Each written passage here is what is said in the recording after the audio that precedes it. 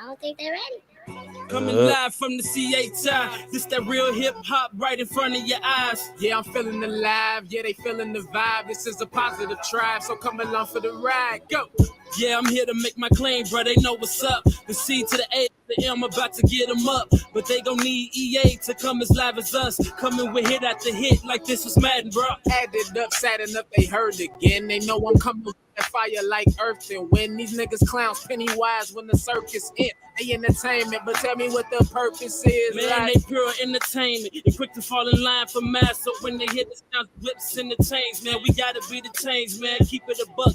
When we moving as a unit, how they gon' stop us? Better yet, tell them croppers we not in the same picture. See the key, always move with the people that came with you. Put my all in it, no gimmicks. I'm authentic. Leave them applaud, then hang it all up like the car finished high. See, man, I told y'all the papers ain't playing with y'all, man. Y'all either gonna come with that real rap or y'all gonna keep minding y'all raps. Hey, bro, tell them how it go. Yo, what's up? Welcome to the S.O.S. podcast, the Trailer Society, the most honest hour and change of your day. Once a week, we back to you live again at this particular, time on this particular day. You got the day right, motherfucker. Got the day right, motherfucker. But anyway, we here. My name is Jacques. I'm one of your hosts. There's a gentleman here who you don't see, but he is here. There you go. Both shoes and the finger all at the same time. That's how you feel about y'all. At least he's consistent. And this gentleman to my right, his name is... I am Deanna Asshole Professional. And you know this room is professional and professional, and we are the S.O.S. podcast. Woo! Yeah, got it all out. Hey, why I feel like we've been running this goddamn song longer and longer every week? I feel like she's been cutting it off, actually. Like earlier and earlier? Not earlier and earlier, but at the same point. Yeah. Every time. When that breakdown drop. Yeah. Like so, he be about to go in and say something, and she always cuts it off. But we used to cut it off when the motherfucker say, because it was at the part that I liked it. And it made it sound real fucking theme songy, and it sounded like us. It's a line at the other nigga that it sounds like he's rapping about us, and we used to cut it off right after that line, and we stopped. But it's like 2 minutes earlier. I don't know why we started going this goddamn long. He say something about all three of us, and how you gonna stop us or some shit. With the three of us together, how they gonna stop us? Yes, I'm all in it. I'm all in it. Put them all in it. Leave them appalled and hang up on them when the call's finished. That part. Yes. Yeah. Hey, look, I don't know. Talk to the voice in the sky. No, I thought I may have been tweaking. Again, I was just asking. Has this shit getting longer and longer? Y'all say no, it's not getting longer. It's at the same spot. But it's longer than what I'm talking about. It's just not been consistently getting longer. Mm-hmm. I don't know. This nigga just made me want chicken. Hey. You see him over there snacking, right? I had the decency to, like, you know, smash some shit right before I came down here. But you, like, man, every week, fuck it, I'm eating right on the show. Every fucking week. Hey, look, and you be excited about your food too. And fuck, my shit was good. Seconds ago, it was good. This shit was good. Ain't go front. It was good. It was fajitas, but I call it an open face fajita because I ain't putting no fajita bread on it. So a deconstructed fajita, maybe, perhaps. I don't know, but what tasted? It was tasty. Nigga, you had taco meat. Nah, but it was like chicken though. Oh, yeah, taco chicken. Yeah, like it's a fajita. Nah. It's a fajita. Taco meat is just taco meat. A fajita is a fajita. They got to be like strips of shit in there. No, it's just taco meat. Same taco meat. Yeah. Are you making fucking regular? What makes it a fajita is the no seasoning and the bell peppers and onions. Oh, I mean, there's bell peppers and there was onions in there, but I mean, I wouldn't say like no seasoning. That don't sound right. Like, nah, you got to season it. No that sound like Baby K had no Christmas. Yeah, it's no seasoning, nigga. Fajitas. Fajita don't need no seasoning, not even a little bit. This is what the fucking fajita is. There's no seasoning on that motherfucker. It's just marinated meat, pause.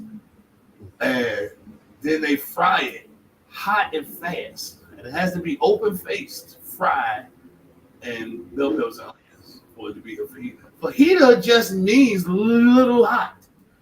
Hey, you know what? I ain't gonna Barbie if me to argue with you of all people about No, food. you won last week. Remember Arnold came before El Vecchio.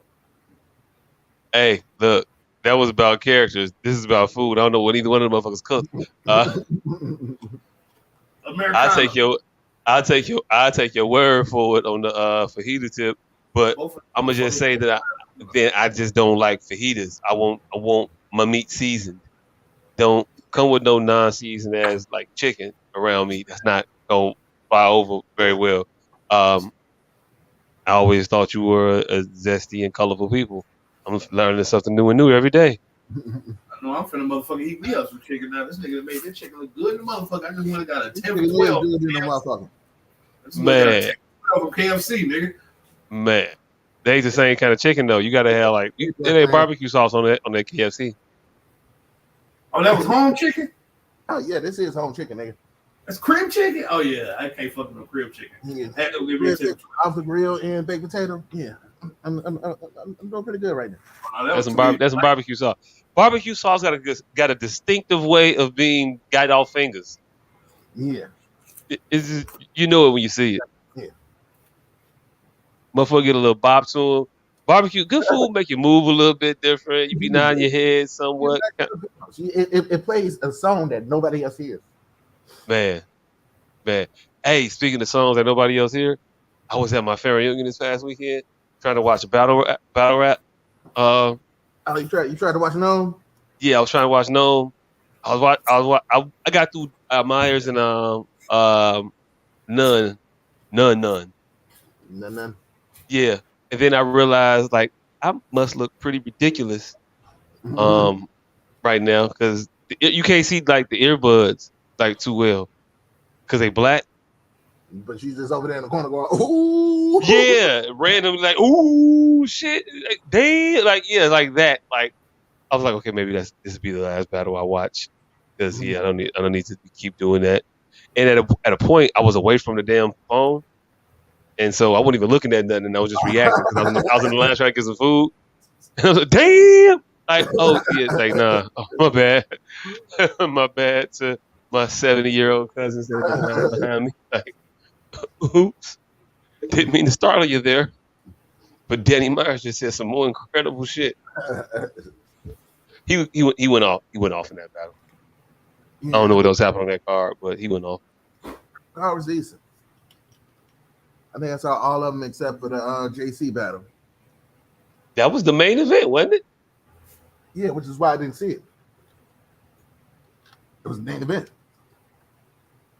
You know, these motherfucking battles, these events last 5 or 6 hours. I just did not have consistency. I did not have to stick to itness. Hey, I hear you on that. I can't watch them all. Especially on the Saturday night. Nah. I get you on that. I don't know how the motherfuckers attend live. I don't think I could do it. You gotta have the patience of a motherfucker going to watch his child do some kind of sport next. It's like basketball tournament Saturday. Like what? Oh my god. Oh shit! It's another weak ass game. When is my boy going up? What the fuck? And then we gotta wait 45 minutes after this for the next one. Yeah. Man.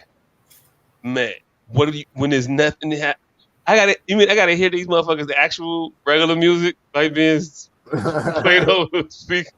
I want to hear that shit. Right. Man, I gotta sit here and stand here for 4 hours and listen to this nigga write a hate poem. Now I gotta listen to his other shit too. Hey, you know what's fucked up? How motherfuckers could sing along to your ad libs and your verses, but none of your verses, no chorus in your songs. Nothing. I just want to see. Well, I mean, T-Rex was the only one that was actually rapping his shit from his songs in his battles. Mm-hmm. But I want to see a motherfucker be like, y'all like that shit? That was track 8 of my album. Go get this shit. Yeah, because y'all said that shit was tough when I played it for y'all last week. But now all of a sudden y'all liking that. Okay, all right, y'all was fronting. Yeah, nah, I don't. Yeah, I don't know. I tuned back in at one point. I saw Goods talking about him wearing some shit that he was definitely not wearing, and it just took me out the battle. I was like, wow, you had to have lost that round, right? Like it'd have been a cold bar if you'd have been wearing the shit that you was talking about you was wearing. And they said he literally said that standing here in my Gucci outfit. Like, wait a minute, you're not standing there you're wearing shorts and a t-shirt, sir. None of it been Gucci. Nah, it wasn't Gucci. It wasn't Gucci. It was like one of them. This is my brand, my clothing brand. Shit type of deal. I was about to say because high end, expensive motherfuckers got some shit right now. Like it's $5 gas station t-shirts. You wouldn't know the goddamn difference. My little homie, motherfucking Jay-Z's fucking clothing line. The motherfucker. These are $5 gas station t-shirts for $100 some odd dollars. Sound like Kanye. Hell yeah. No, this is and Jay-Z be sneaking this shit off. He be doing a lot of counterintuitive shit, and like don't nobody know he doing this shit.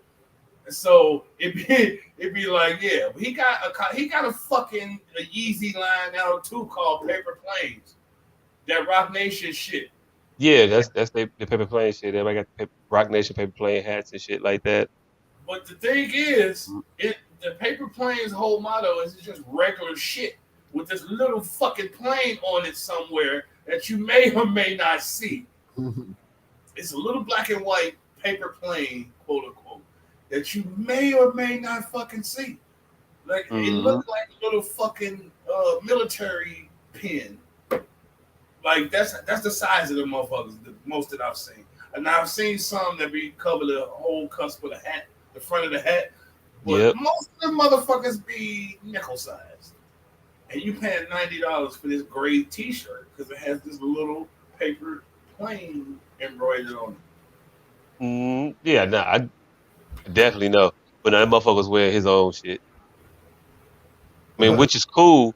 Just don't tell me you wearing some other shit when you obviously wearing some shit you made on the way over here. Like, it just takes me out of it. I was just like, yeah, nah. And his whole persona is based on like rapping real shit that he can do and you can't do. Like, nigga, nah, I could order off just t-shirts as well, motherfucker. I don't know what you're talking about. This shit $17.99 is not exactly the exclusivity that you're talking about here, man. I think I got a Teespring too. Right. I got a Teespring. See, this is not the one of one you thought it was. No, it's not. Matter of fact, they took your design. Now they selling it to motherfuckers now. You see that, right? This your shit? Yeah. You got to read that fine print a little bit more. They print it, they own it. Yeah, since I started designing clothes, I done found out a lot of stupid shit. Like a lot of these designs just be open source designs, and like anybody could use them. Like that fucking torture bear. The what? Torture. It's called a torture bear. You'll see this bear. It's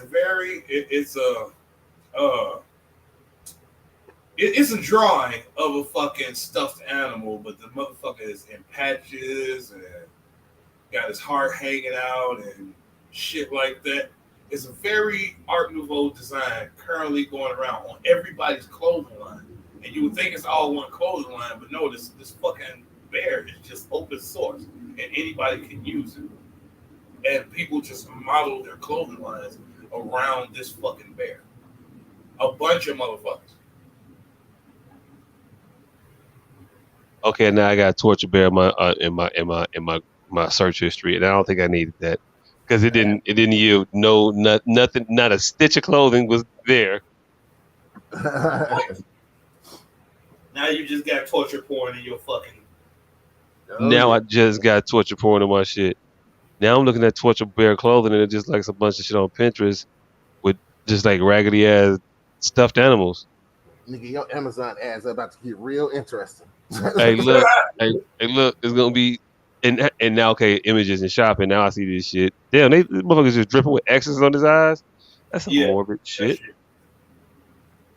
That exactly shit. And it, like I said, it's on a bunch of different clothing lines. And it's another one. It's a little heart. That little motherfucker too. Like it's an anthropomorphic heart. He got lips and I mean not an anthropomorphic heart, but you know, a Valentine's. What is the difference? Yeah, let's do this today. Let's set up something. So anatomical is that one. What the fuck is the other one? Cartoon heart. Cartoon heart. Yeah, that's what I thought it was called. But anyway, it's an anthropomorphized cartoon heart, and with bandages and wounds and shit like that. That's another open source image. That's pretty much any clothing line can use it. Every clothing line has used it, from Tom Hardy to fucking like everybody uses the shit. It's wild. Hey, look, I'm on one of them beat up bear websites. They got onesies. I don't like how these men is modeling these onesies. It's a little weird. They got adult male onesies. Yeah, no. With the access panel and everything. Oh shit! I was just about to ask about the ass flap. Mm-hmm. I like the way you phrased it much better though. Access panel. I don't like the implications, but it's just for meeting purposes. Access panel works a lot better than the ass flap. I mean, you can say in a lot more open meetings. Yeah. Yeah. I mean, feel free to use it. It's okay. It's okay. All right. I mean, I'm you know, if you want to use it, that's perfectly up to you as well. That's now no judgment here. I don't know how to not to like say this in a judgment tone. I don't want you to think that I'm going to be judging you. You know, it's all right. It only gets better. I don't know. Your judgment free sounds mighty judgy, sir. Hey, I'll be trying to cover it up, but I'm a hypocrite. I'm judgmental as fuck. I don't know what to tell you. Hey guys, how are your weeks though? A week has flown the fuck by. I didn't realize today was Wednesday. And as many times as I looked at Shazam and there have been periods in between each one of them fucking letters, I still didn't know it was a fucking acronym. Forgive me. I think I'm getting dumber by the fucking day. Hey, look, I didn't know it was, now that you mentioned it, they are, and I did not know it was an acronym either. Like, what the fuck all right, look, you just made me feel better. You just made me fucking feel better. So I'm alone in knowing that it was an acronym for the names of the gods that he got his powers from. Yes, you're fucking alone in knowing that. Yes, you're very fucking alone in knowing that. Hey, oh, my bad. Also, real quick, just to further separate myself from the pack, I was thinking the musical guess the song thing, Shazam. Not even the Shazam. Woo! Rock 'em, sock 'em up. So yeah, that's where I'm in the conversation. Yeah. And so my fucking life has been filled with shit like that. Shazam. I got into a 4-hour argument about a joke, and I realized that I just need to stop joking in typeface. Because motherfuckers just can't see it. And it was so inundated with other weird ass information, like Martin Luther King don't have on no drawers. I figured like that one is the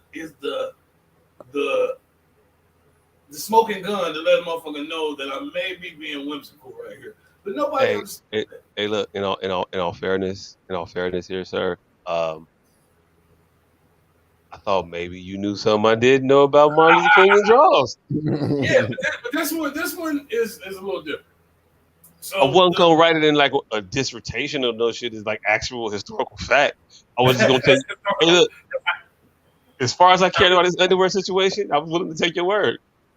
That's how rumors get started. Michael King ain't wearing drawers. I I couldn't foresee myself in a situation where I was going to be discussing this man's undergarments. You couldn't even see it. Look, it wasn't even no point to know the truth about it. It was like, hey, that's a good water cooler fucking fact right there. No, I'm never sharing that over the water.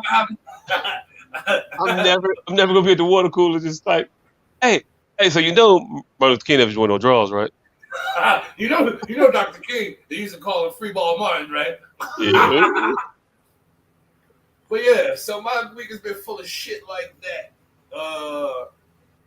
I've had a motherfucker say some shit to me that I knew for a fact they knew wasn't true and they stuck to it. So it was like, yeah, I come to the realization that Thor, God of Love and Thunder is the best Marvel movie thus far. And that fucking disappointed me. Like, hands down. And I'm a fucking fan of No Way Home. I'm a fan of No Way Home, and I didn't even think No Way Home was their best fucking Marvel movie ever. Best Marvel movie, hands down, was Hands down. Thor, God of Love and Thunder. Okay. Yes. Hey, look, I haven't seen it yet, so I'm not even gonna dispute you on it. I've seen it. I'm in shock. Yes. So you don't share that same sentiment? I do not. I mean, I liked it. Oh, okay, all right. But not willing to go out on that particular limb that this gentleman is on? Nah, I'm not. Oh, don't get me wrong. It is a very stupid movie. But for Marvel movies, Taika Waititi kept that motherfucker on a straight path. Like, for the very first time, it was very little plot holes to exploit in this motherfucker. It made sense. It made sense, right? It made sense in this idiocracy. It made a lot of sense in this idiocracy. Now, the only thing that may have taken away from it is that there were fucking like 12 masterful performances. Without giving anything away, everybody was spot on, and then there was a tonal shift with another motherfucker that was spot on. So you didn't know whether you wanted to laugh or fucking cry the entire fucking movie. I will give you Christian Bale did his shit. Everybody did their job entirely too well. Like, this shit was just across the board the best fucking Marvel movie. Plot aside. Plot aside. Aside from shit that's supposed to be focusing on. Just look at it. It's shining. That's all these motherfuckers are. That's all most of this shit is at this point. Just look at it. Just fucking look at it. And this one did one of the best. Just fucking look at it. Wow. Put it like this. I haven't watched a complete movie without touching a device, pause, in a long time. That one I sat and watched completely through, beginning and end, without, and that motherfucker like 2 hours and 17 fucking minutes. Without watching, without clicking on Facebook, without clicking on anything. Like I said, it was just well done. It was well acted. Everybody was where they needed to be when they needed to be there. And kept you engaged the entire time. Kept me engaged the entire time. And this motherfucker Christian Bale, he just was in the wrong fucking movie. That's it. He's just in the wrong fucking movie. Right franchise, right character, right everything. Wrong fucking movie. You know what? I will give you that. Yeah, because his scenes was completely different than everything else in the movie. The tonal shifts from back and forth. The only reason, like I said, everybody did, even the fucking kids killed it. The only reason none of this, these tonal shifts end up being problematic for me is because everybody did their job so well. So they were shifting between fucking realism and Looney Tunes back and forth at will, pretty much. It was going from Gotham City to fucking God damn it. Duckburg is on the tip of my fucking tongue. Metropolis, not Duckburg. No, I still want to say Duckburg, but it would have just much better well served later, so we could have transitioned out of this conversation into that conversation that I want to have. But yeah, It was like they was bouncing between Duckburg and fucking Gotham. I give you that. I give you that. And Christian Bale, he did. There was no point where he tried to do what most of the Marvel villains do, slide in little jokes and shit in there. He was Was none of this always shit? dark than a motherfucker. At no point did he try to Christian Bale and shit, and So that's why I was so fucking surprised.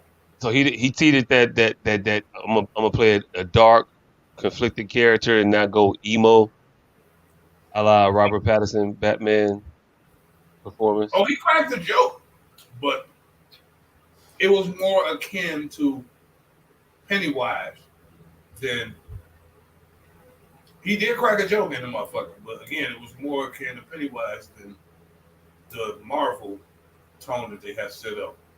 It was a complete juxtaposition. It was masterful, but fucking Master. just stupid, just stupid. It was very, very stupid. I actually like the storyline. What? Yeah, I feel like Marvel is doing a horrible job of convincing me to hate these villains. Like, I completely understood why Gore wanted to kill all the guys. I completely understood why Thanos wanted to kill. I relate more lately. I relate more to the villains. Like, Magneto was right, Thanos is right, Killmonger was right. Hell, Gore was right. I'm on their side. Gore was manufactured right. Does that take away from him being correct? Nah, Oh, but that's why we were focusing on him. But it was hard for me to identify with him like all of the other people he just named. Gore wasn't as identifiable as all the other people he named. To me. But I think he was, because he's like, yo, man, I'm dedicating all of this to you, and you That don't give a motherfucker fuck. is identifiable if you was in his situation. Like we all been there before. But everybody else just made plain old fucking sense. Like not having to be in the situation sense. Just sense. They were making fucking sense. Or you had to be in his shoes. And we've all been there. But I'm not currently there. And I don't want to think about the time I was there. That motherfucker was talking about a bunch of inhospitable times that we've all seen again. But no, I don't want to relive it. Fuck Gore. I'm with the gold dude. I'm with the gold dude at the very beginning of the movie. Fuck Gore. Get shit in motion.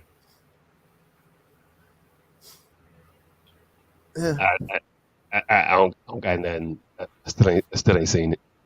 So Hey, but I think we did a really good job of reviewing it without Well, actually you didn't spoiling spoil hey, it. I don't feel like I got any spoilers though.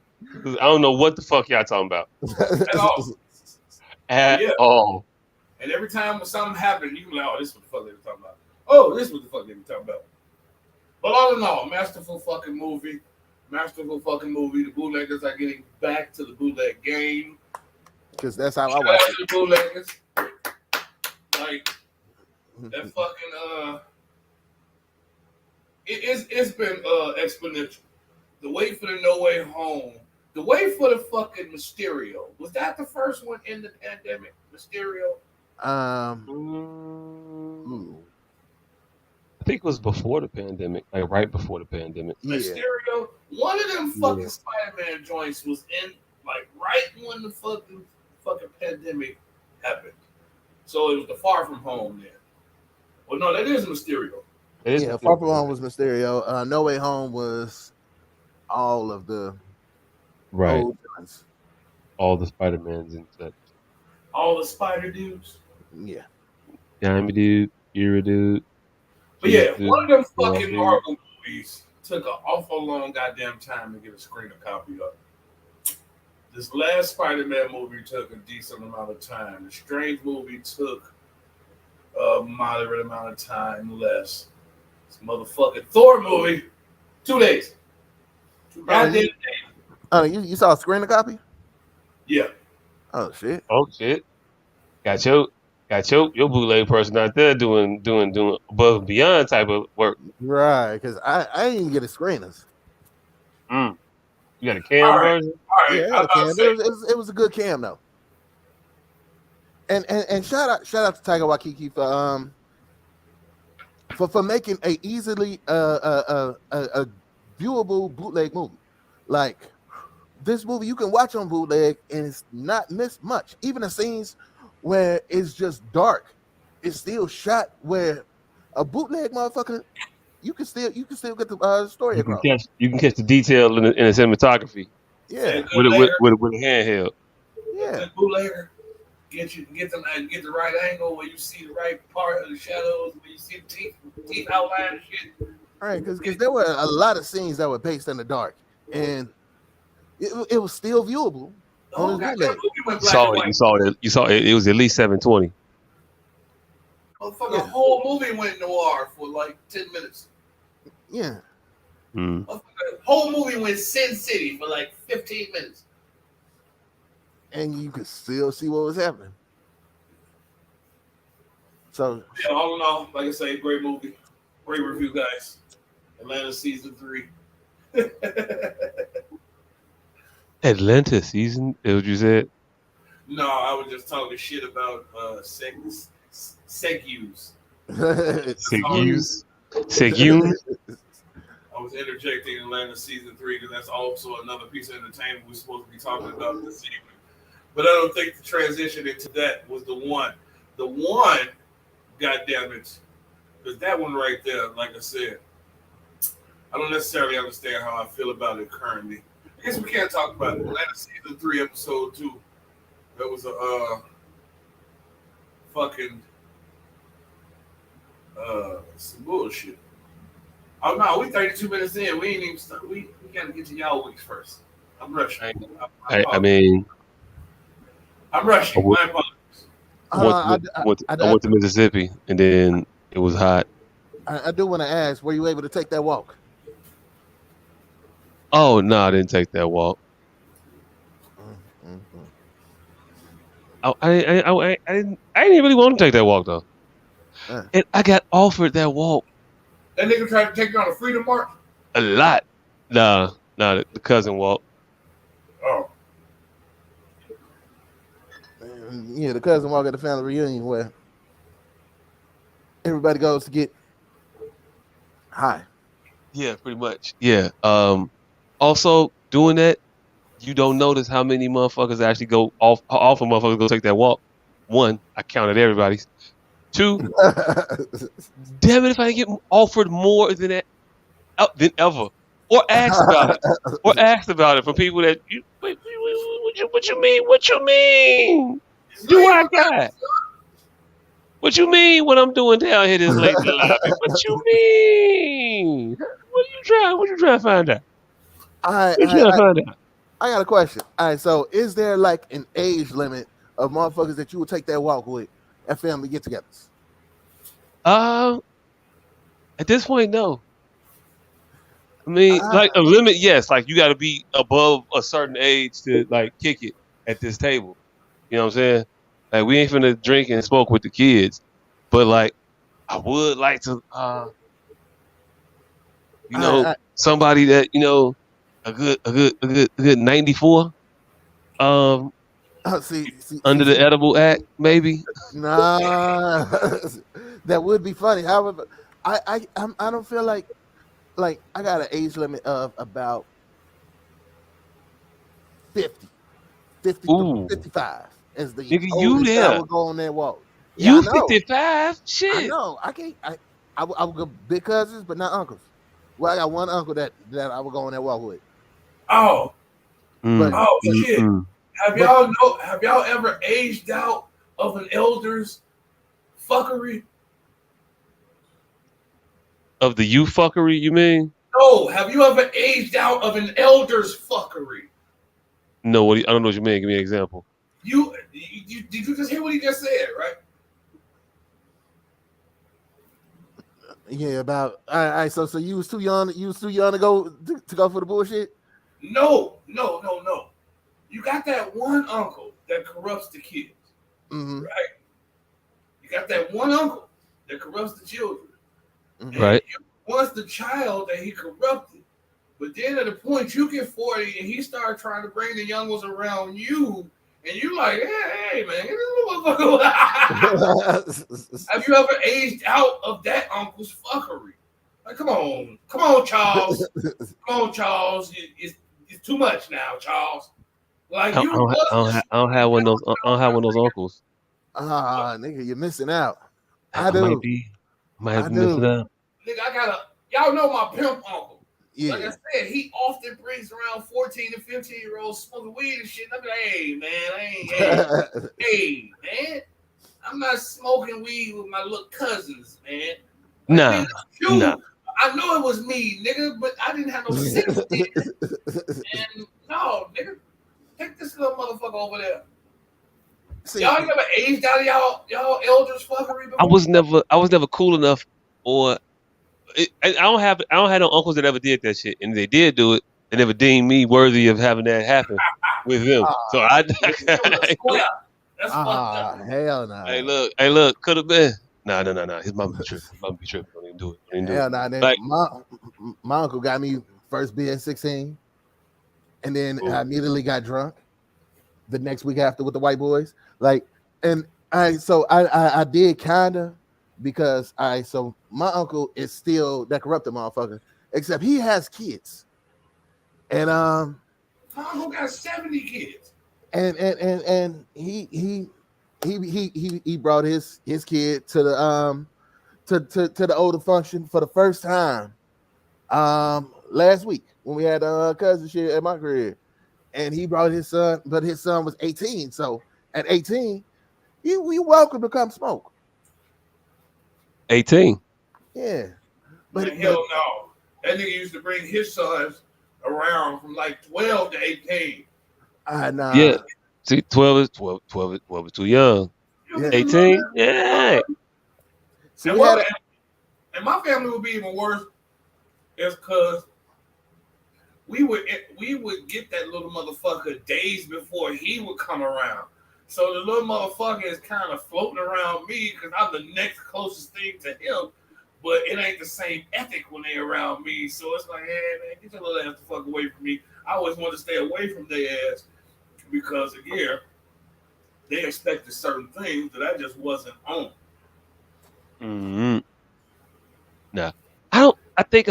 I think especially after this past reunion, I think I've graduated my peer level up. And I think I did it a few reunions ago and didn't realize it. But now it's pretty much there. My pictures, they get to walk around, catch cousins with the pictures and shit like that and whatnot. mm-hmm. The pictures I'm continuously getting caught in is with motherfuckers a lot older than me. Like that's what we catch Jock at all of a sudden. I'm around the motherfuckers around the grill with the fucked up shoes, shit like that. You the young old head. I'm the young old head. Like, hey, look, I've experienced all the reunion levels. Like, I went from playing on the elevator, pushing buttons and shit, like losing my mind when they had the little glass elevators you could see through it. I went from that to the take a walk cousin to I can do this shit right here. I ain't gotta take no walk. To man, Joe, where the dominoes at? Get them bones out. And I get a seat right here in a comfortable spot, cousin. Now that's where I'm at. Damn, that's where I'm at. Hey, look, yeah, I'm accepting it. That's where I'm at. I don't even. Mm-hmm. I'm currently at all of those levels at the same time. Doc, you got social equity in your family that you probably haven't realized yet. You just need to poke out your motherfucking chest and stand on it. You've bested a lot of people in your family with the nuclear family. Hey, like you had little to their knowledge, little shenanigans. Let's just call them shenanigans. You married straight out of college. You graduated first. You waited till you were married to have kids. Like, you killed a lot of motherfuckers in the way that it was supposed to be done. You didn't do it under no duress. See, that's what they won't tell you. A lot of their ass did it under duress. Oh, she was definitely pregnant.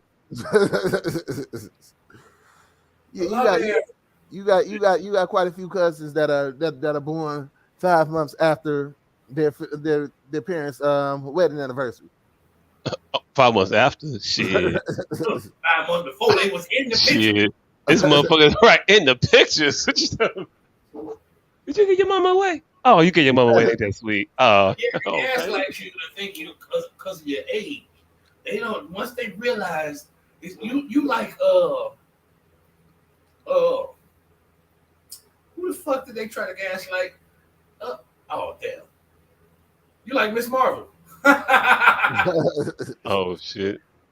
Try to gaslight you that you at your full potential, and they respect you like this because of that.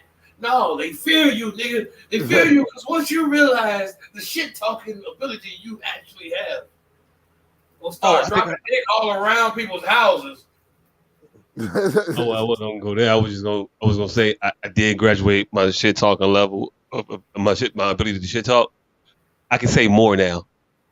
I definitely did that. Hey, hell, on the way down there, it's official. I have driven more bad weather road trips than I can count on the hand at this point now. So can't nobody say shit. And I'm driving big vehicles. I ain't driving minivans. I ain't driving town and countries. I'm driving Econo lines. 15 passengers with dormers on the motherfuckers. A moving weight out here. Respect my authority on the road. Killing them. Yeah. Thought I'd just put that out there. Flex my shit. Because motherfuckers be acting like they don't know. Yeah. Tell them your resume, nigga. Resume.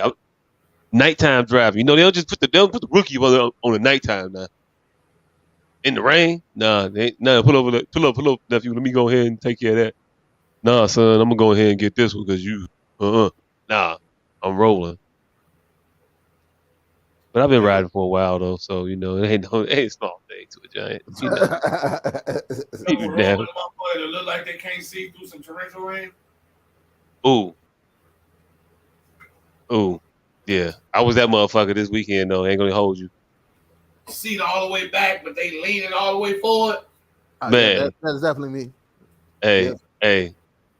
I was leaning all the way forward.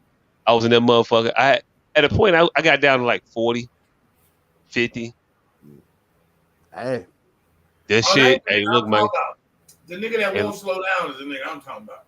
Nah. I was following the motherfucker that would not slow down because he was driving his own vehicle.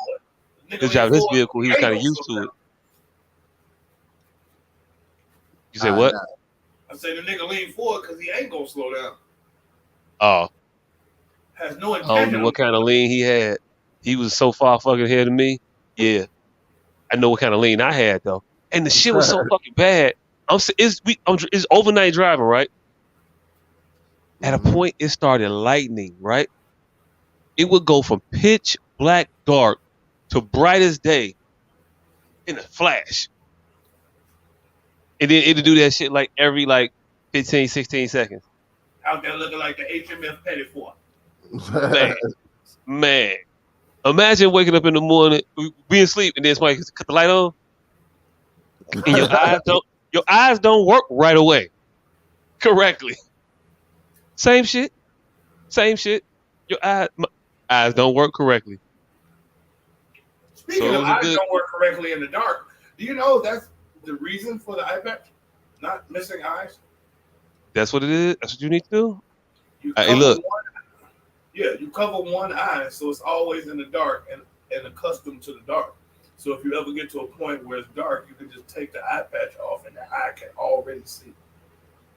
Oh, okay. I don't know if that helps me in this situation, though. It wasn't. I was just, again. Oh, okay.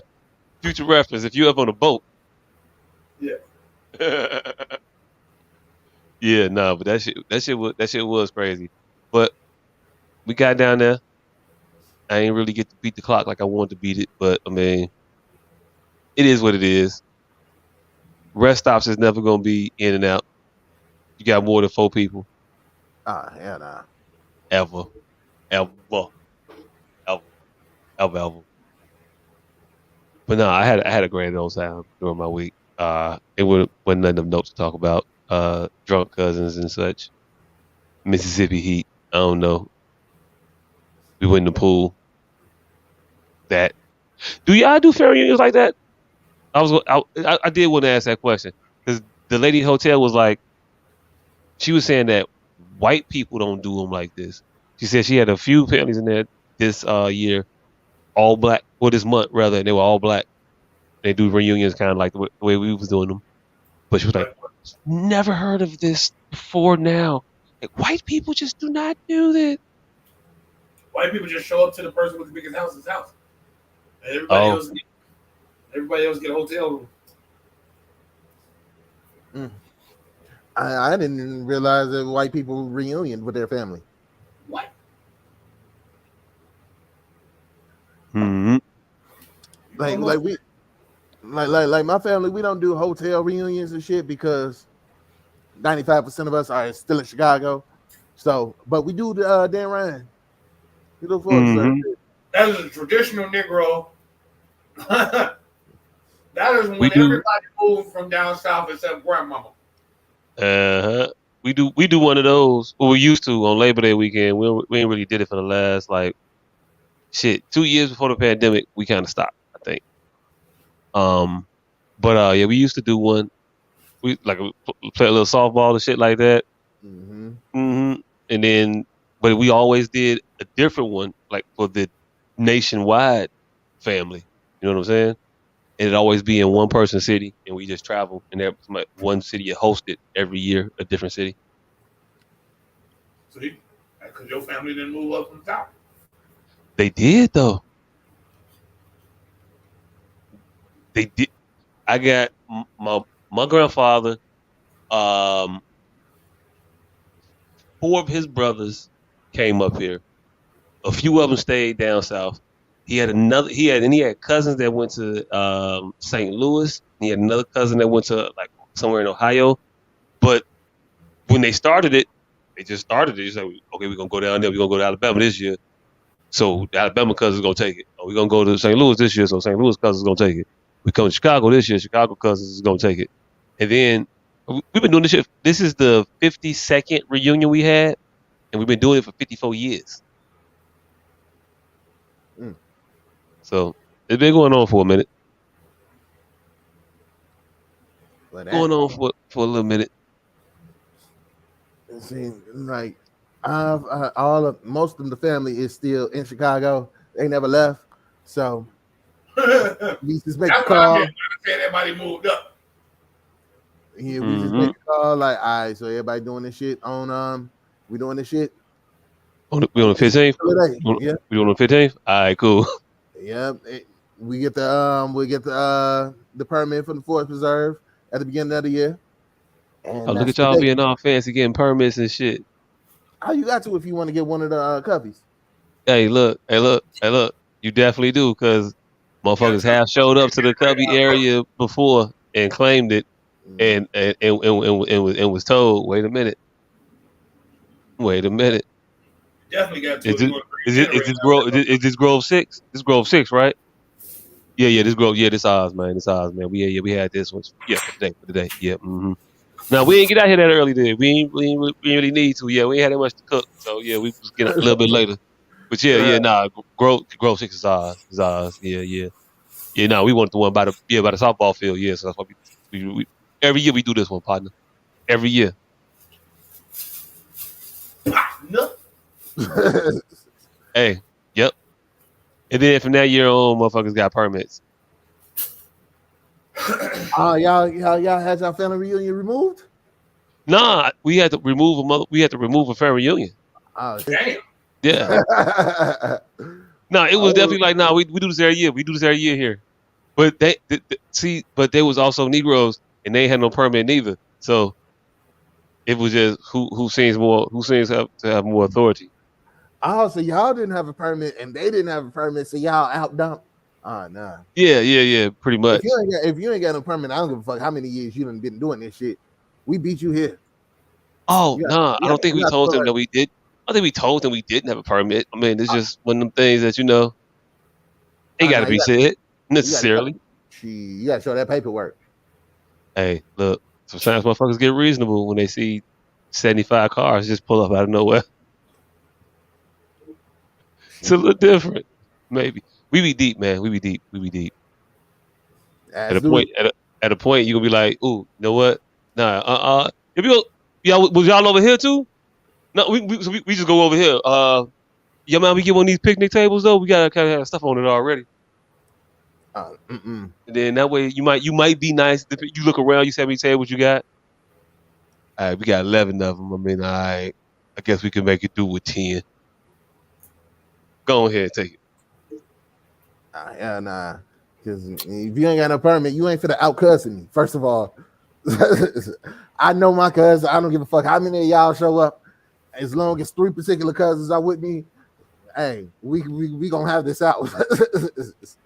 Hey I, man, hey man, you start hearing them accents and shit come around. You're like, wait a minute, these motherfuckers is really they got everybody. I thought this. What the fuck? Yeah, it'd be different. You hear when them Alabama accents come up. mm-mm.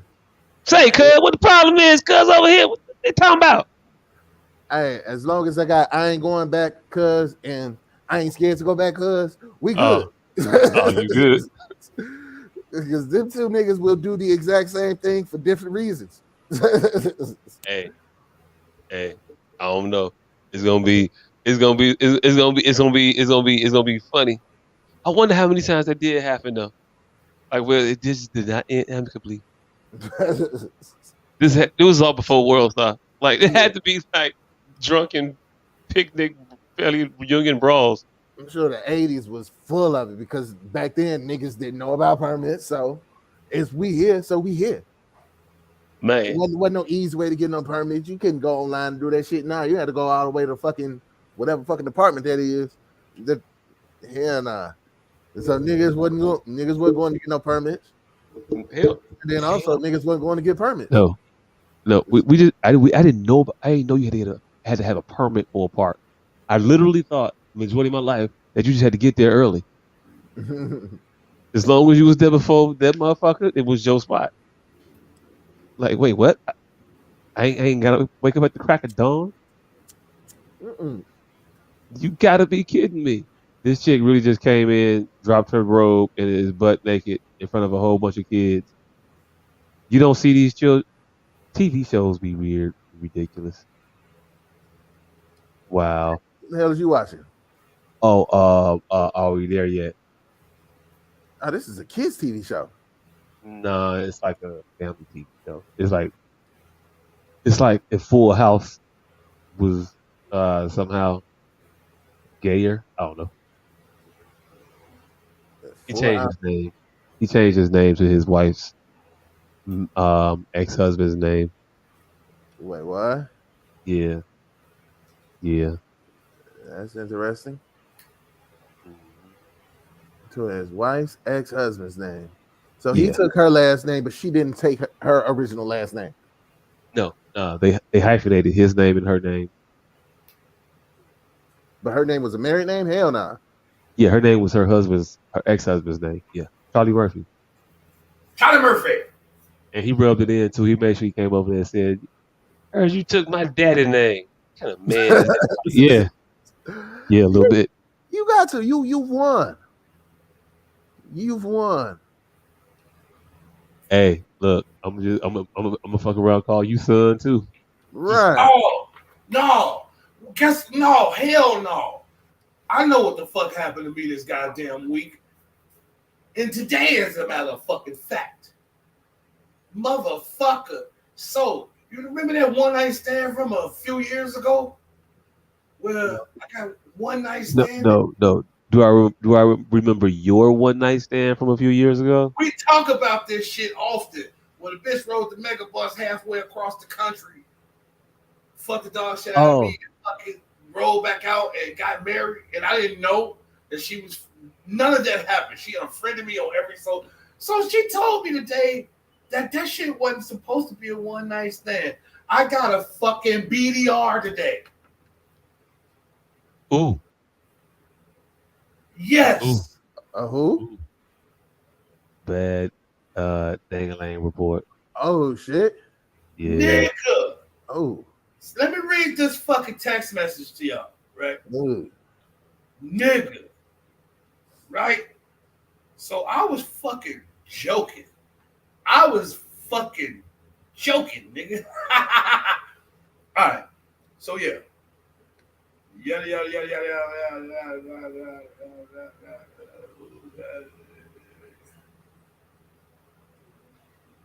All right. Oh, all right. All right. So goddamn, motherfucking text say, "Hey, this is me. This is my number. Plug me in. Once I get a divorce, it's me, you, and that dick all over again." Wink and kiss emoji. I said, God damn it, I wish I knew you was gonna one night stand me. I would have fucked you way better. I thought I had time. Bitch say, I wasn't planning to one night you. I say, I say, nigga, your ass was. You got married the next week. Motherfucker say, had you put that sausage to work, we would be having a different convo right now. I say, what? So all of these years, I thought I had got my first one night stand. When really, I got my first BDR. I got my first bitch that didn't come back. Hey, look. I think she might be. She might be a little put some extra on it. I don't know. Like, girls got game too, right? What, you think she's trying to get me the fuck harder? No, I think she running. I think she running script. I think she want to run the script. I think what the script is she husband is running? Because she's not letting me the husband is leaving, and she may be trying to look for candidates to fill that role.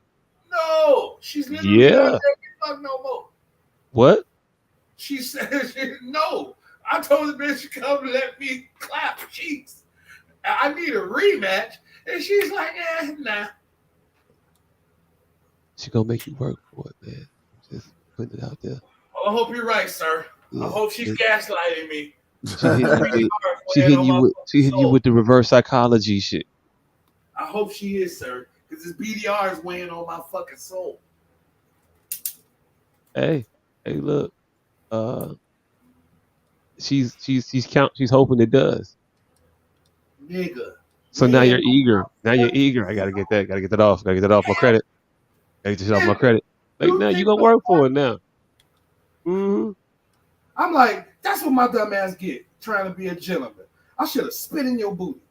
She said I was only there for a good time, not a long time. I say, fuck was I thinking? Who the fuck take the mega bus for 2 days for cuddling this shit? Stupid. Now I'm gonna get up to you. Man, I got this one dick trick called the peekaboo. Damn near put this one bitch in the nut house. I'ma lick your back, bitch. She like, I don't want to go to the nut house. I'm like, it's cool. I'm only gonna use one thumb on you because I know you be having shit to do. She like, stop it. I'm like, dead ass.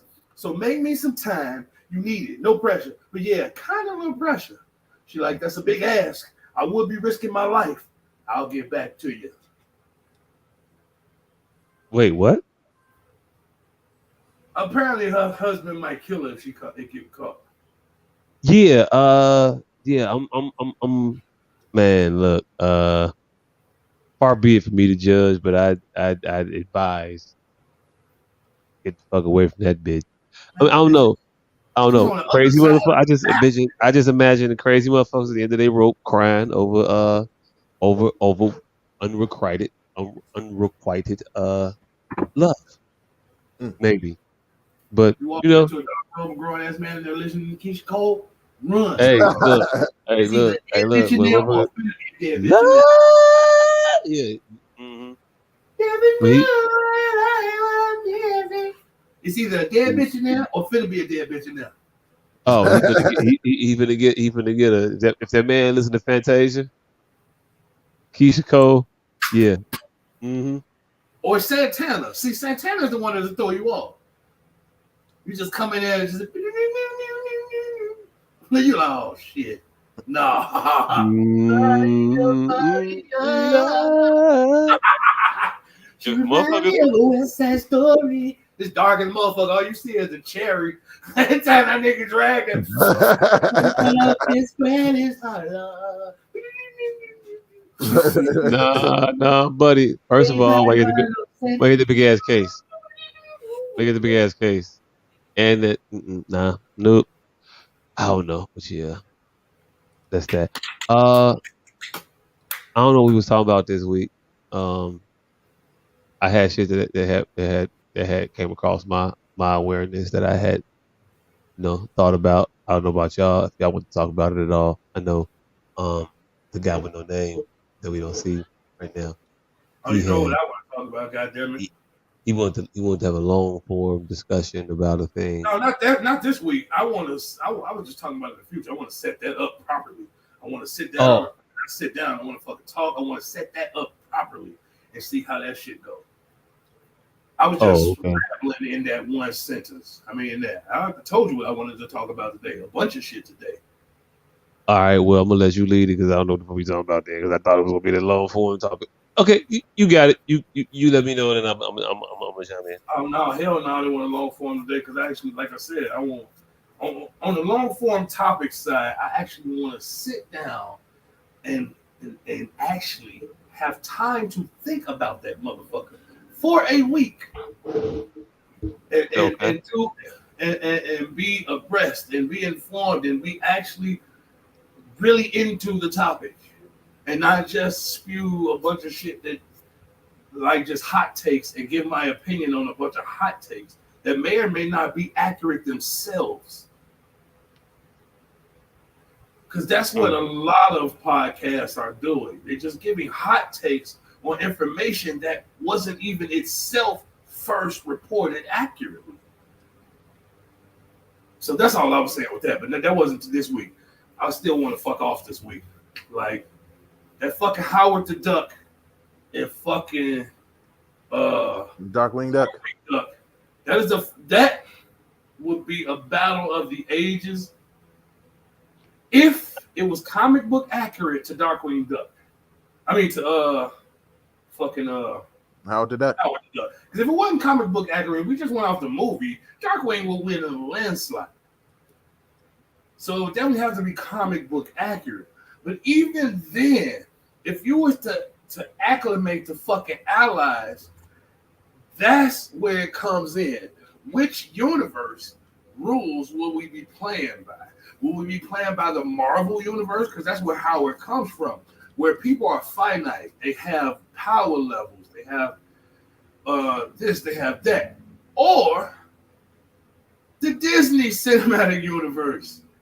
Duckburg, DuckTales, Mickey Mouse, where people are fucking immutable. They're fucking, you can't kill them. There's nothing you can do to them because that is the world that Darkwing comes from. So which universe would he be in? Because if you give it that, you can die in Darkwing's universe. no, you can't die in Disney. Who has died in Disney? Huey, Dewey, and Louie, mama. You just never saw that bitch. I've Hey, never look, seen that. Bambi Mama is the only one that died. Nigga. That bitch is dead. She gone. Bambi Mama and 7 Flies in a Mickey Mouse Hey, short. look, Mustafa died. Yeah, They killed Scar's ass. I think there's only Nemo Mama died. They be offing motherfuckers in these movies nowadays, man. It's a new name. I think there's Have only you like seen 4 Disney characters that have actually had both parents. Or something stupid like that. Like 4 or 5 Disney main characters that have actually had both parents. Nigga, name one from Warner Brothers that had any parent. Cinderella Mama was dead already. So she had that evil ass stepmom. Everybody died before Disney. Name a motherfucker that got shot in Disney. in the fighting sphere. Hey, look. It was in the prequel. They ain't write it in. But we knew what happened. I don't know what to tell No, you. you ain't no knew what happened, nigga. Nothing happened. That is the universe. You have to. No, you can't make up some shit that should have. So we just dropped Cinderella in the random ass universe where she got a stepmom but no real mom. Like her mom is actually somewhere chilling. Her mom's getting her doctorate, working on herself. No, Cinderella got the same mom Olivia had in the Cosby Show. no. But what I'm saying is, as in the Warner Brothers universe, Chris Pratt, because I don't know his character's name at this point, couldn't stick his fucking fingertips at the end of the fucking shotgun barrel. See, so they're operating on different physics. Okay. That's all I'm saying. That's it. The physics in Duckburg might supersede the real world physics of the Guardians of the Galaxy. Even though that shit ain't real world. It's tangible enough to be real world. But the shit in Duckburg that's going on, this nigga swims in coins, fam. Something different with the physics there. Is what I'm saying. The physics is different. That motherfucker would absolutely die. He'd have died off the dive. Off the dive. He's breaking his neck. He's going to splat into that. It's solid, motherfucker. You can't jump 13 feet. This is a steel floor, essentially. That motherfucker has. This is essentially a steel floor. Is what you think it's the move? There's an episode where that nigga jumped and had been robbed and the money wasn't there. He pulled 50 feet and hit the ground on his fingers and cracked into a shattered to pieces and reassembled, nigga. So what I'm saying, these motherfuckers are under different physics. They are under different physics than the Marvel Cinematic Universe. So when I say the boy's got his own money, he got his own money. The boy has got his own money. And here's the fucking wild card. Look, this is the thing. So if they playing by the Disney cinematic rules, then it's ever gonna be a draw. It can only be a draw because somebody died. Their own rules. Also in their own rules, but cross-platform. So I'm me, but I'm in your area now. Yes. Okay, I don't know how that works. Up. I can stick my fingers in a motherfucking shotgun. Is what's going on. I can stick my fingers in this blaster that you have, but you can't do the converse to me. But maybe not. I don't know. If we could shoot Bambi's mama, because they shot that bitch, right? They shot that bitch, right? So exactly. That's why I said it's tricky. I said it's tricky. Because I could throw a lion off a cliff, and that shit worked. I mean, you could throw a lion off a cliff. There was clearly bones everywhere, so that was deceased and decay. So there are rules everywhere. But they're, like I said, it's tricky. It's goddamn tricky. That's all I was saying. And then you got Fenton Crackshell. He's the wild card. Who's Fenton Crackshell? Fucking Gizmo Duck. No, he's not the wild card. That motherfucker never shows up. No, he's as dependable as Batgirl.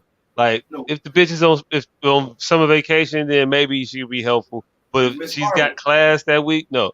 He's never going to be there, fam. He's Miss Marvel. He got his own shit to do. But he's there. Gizmo Duck.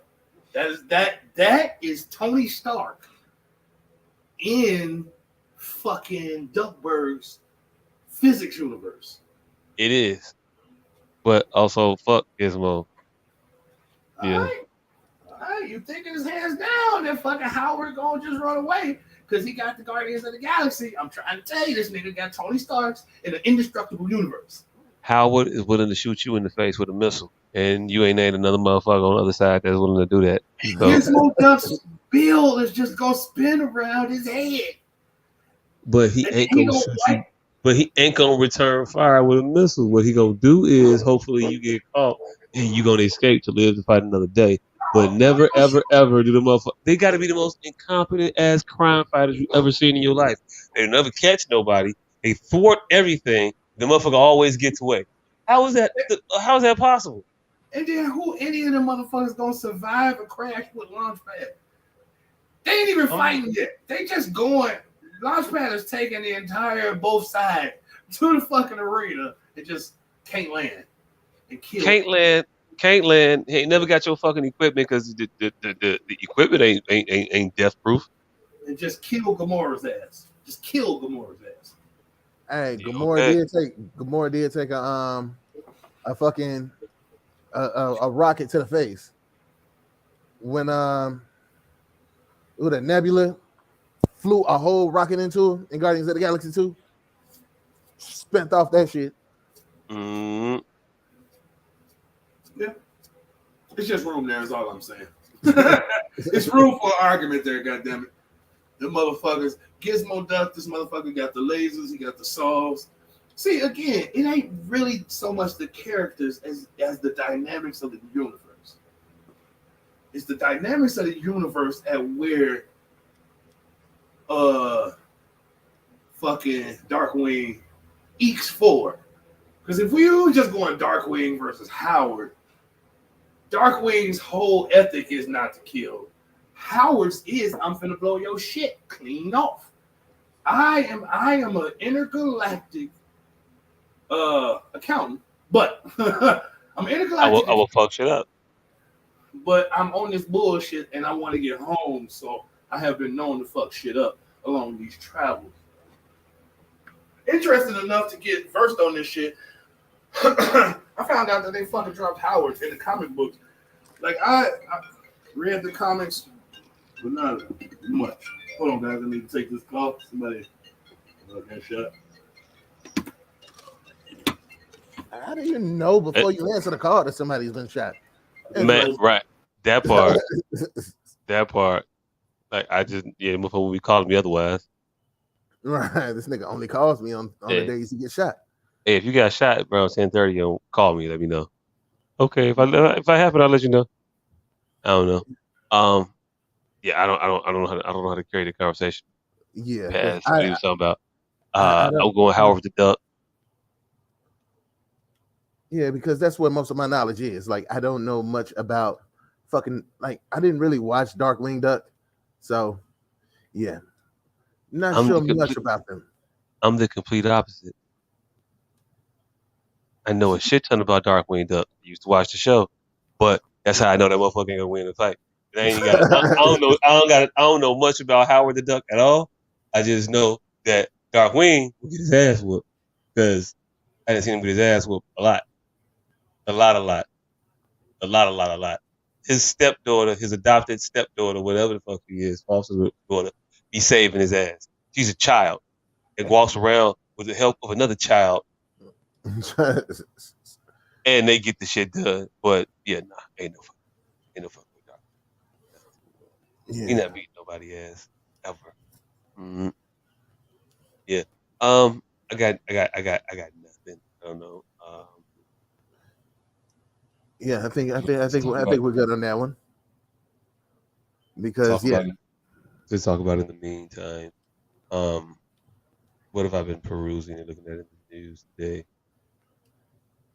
Yeah, because T-Pain said some stupid shit.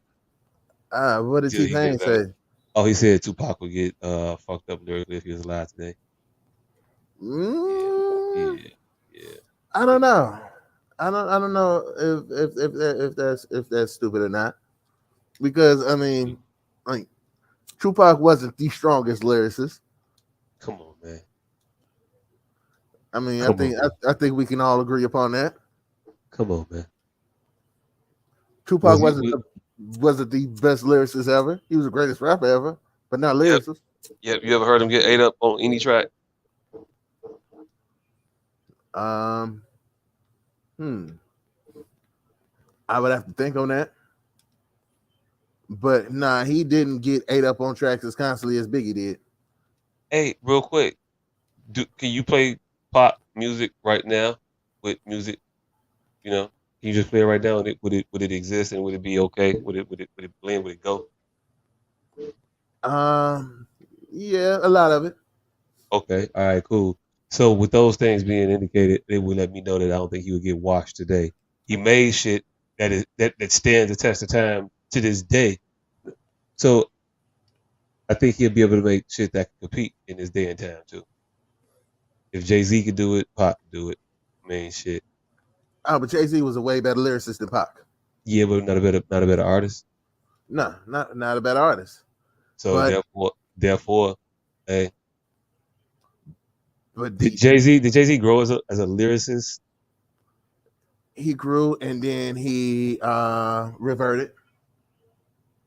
I don't know if he grew. To tell you the truth, Oh, he did.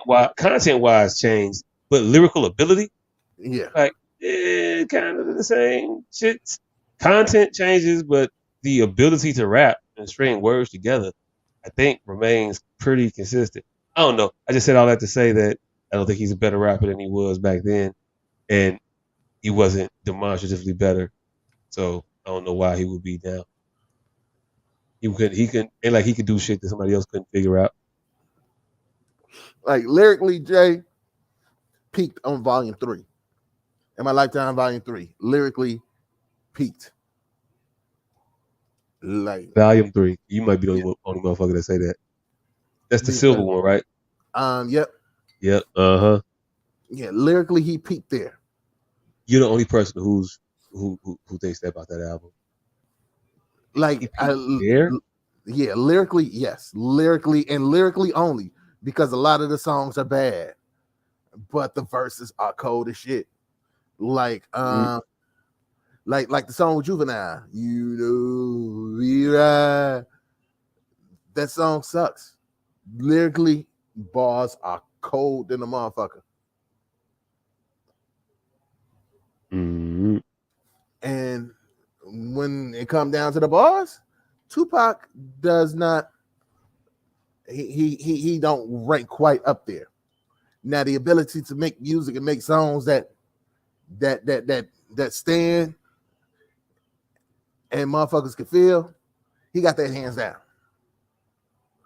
Songs that you could play 10 years later, by far. He got that. He got that. But bar for bar, yeah, J. Cole would destroy him. Bar for bar. Yeah, I don't see that happening. I don't know. I mean, it is what it is. I mean, young cats is fucking around.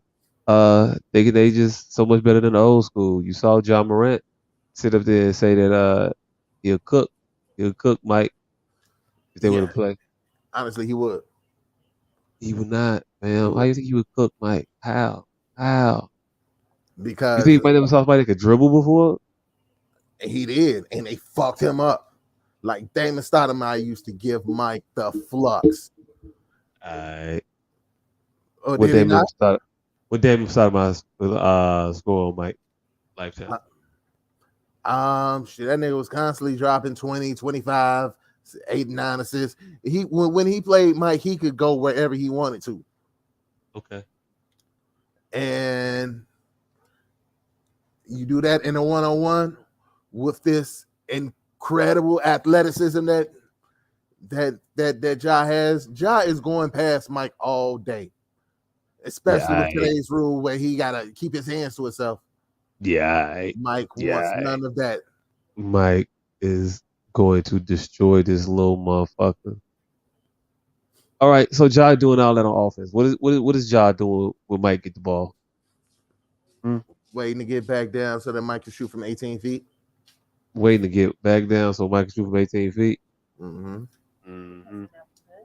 I know. I just know we talking one-on-one. We talking one motherfucker that's 6'6", one motherfucker that's 6'2". Yeah, I see Mike dominating over that man. What happened?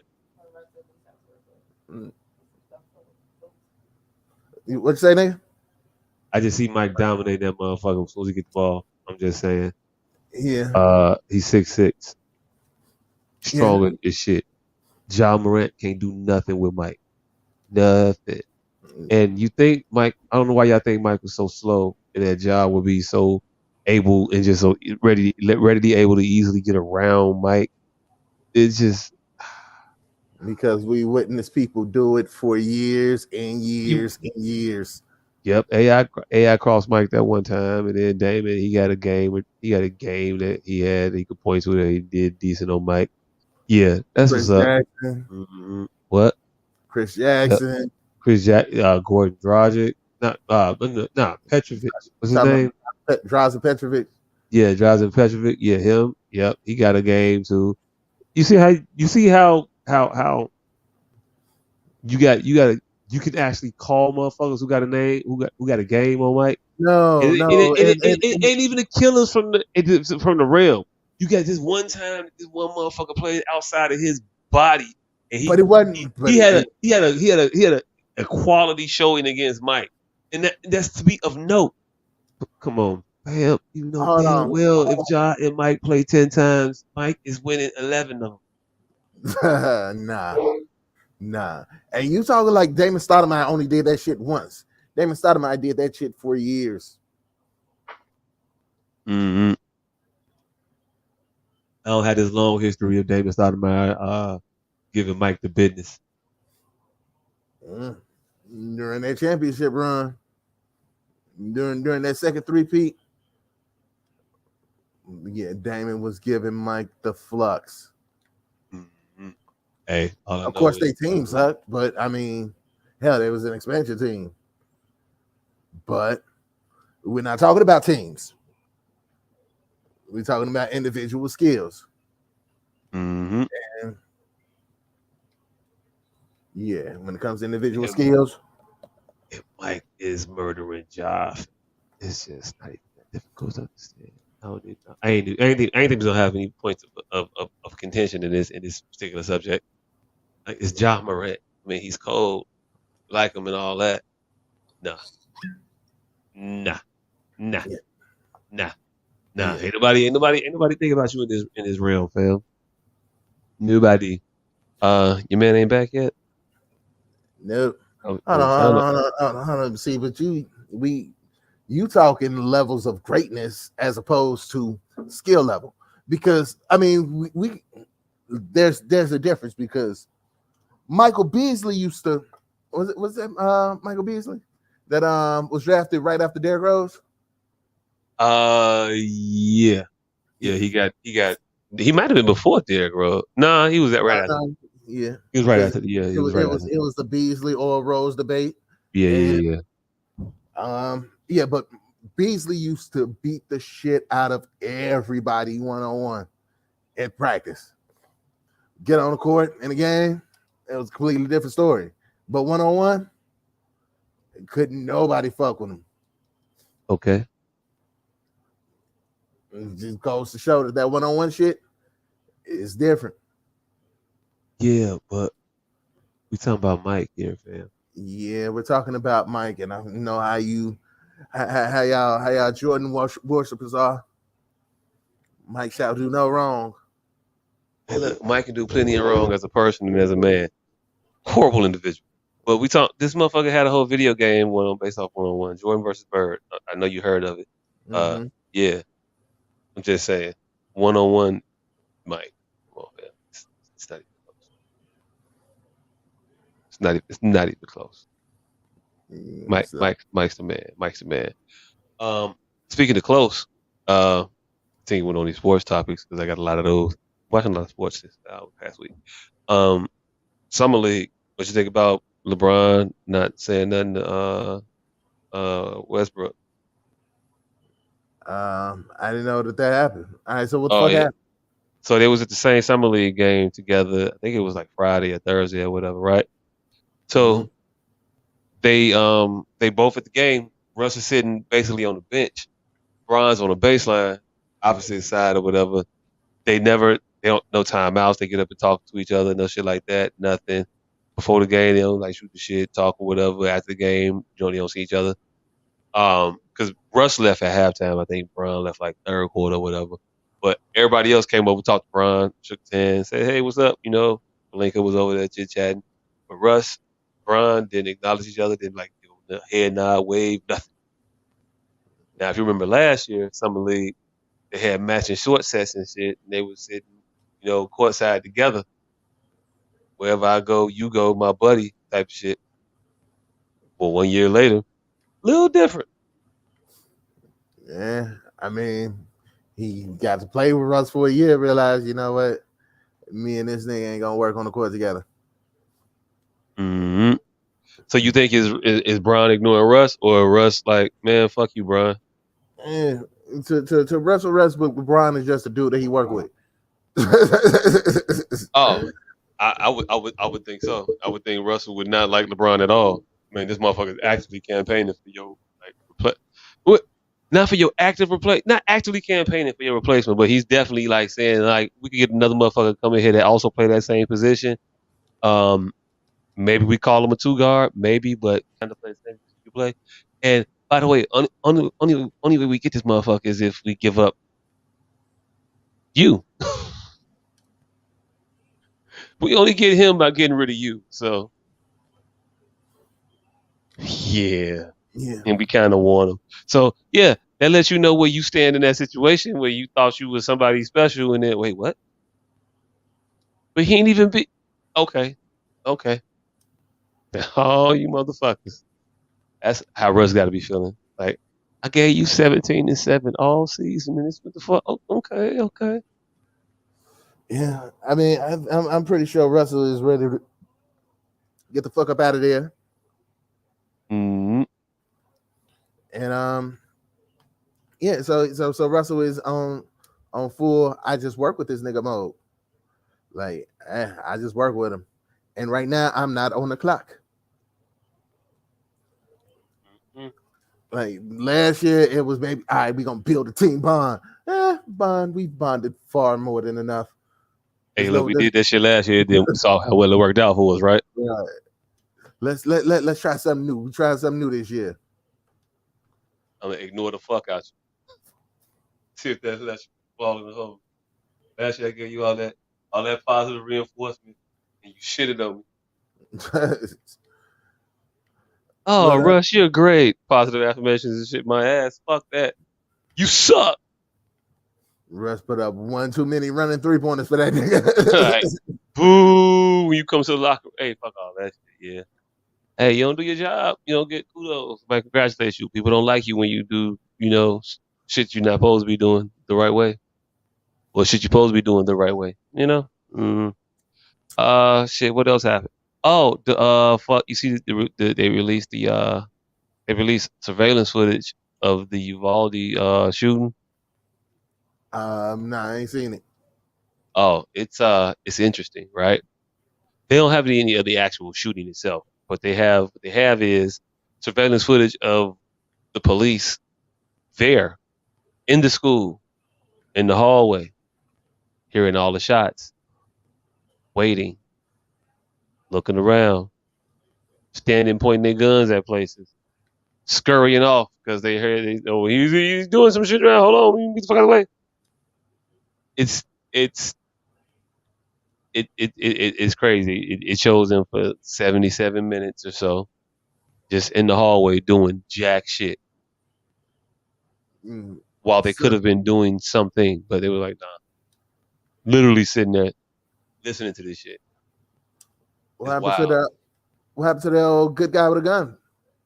Oh, turns out he just stands there and listens to a bad guy with a gun shoot a room full of kids. Like, turns the fuck out. That's exactly what it is. They did little formations and shit. You can see the video. If you see the video, it's fucking hilarious. They sitting in formations. They sitting there, got their guns up. They got the flanks going and shit, and then not busting it, not pulling nothing. It's like, okay, break. All right. It's one motherfucker. He's scrolling on his phone. Motherfucker got the nerve to have a got the Punisher wallpaper on his phone. Oh wow, and didn't punish. Didn't punish shit. Like, what would Frank Castle do, motherfucker? Frank Castle definitely would have ended that situation.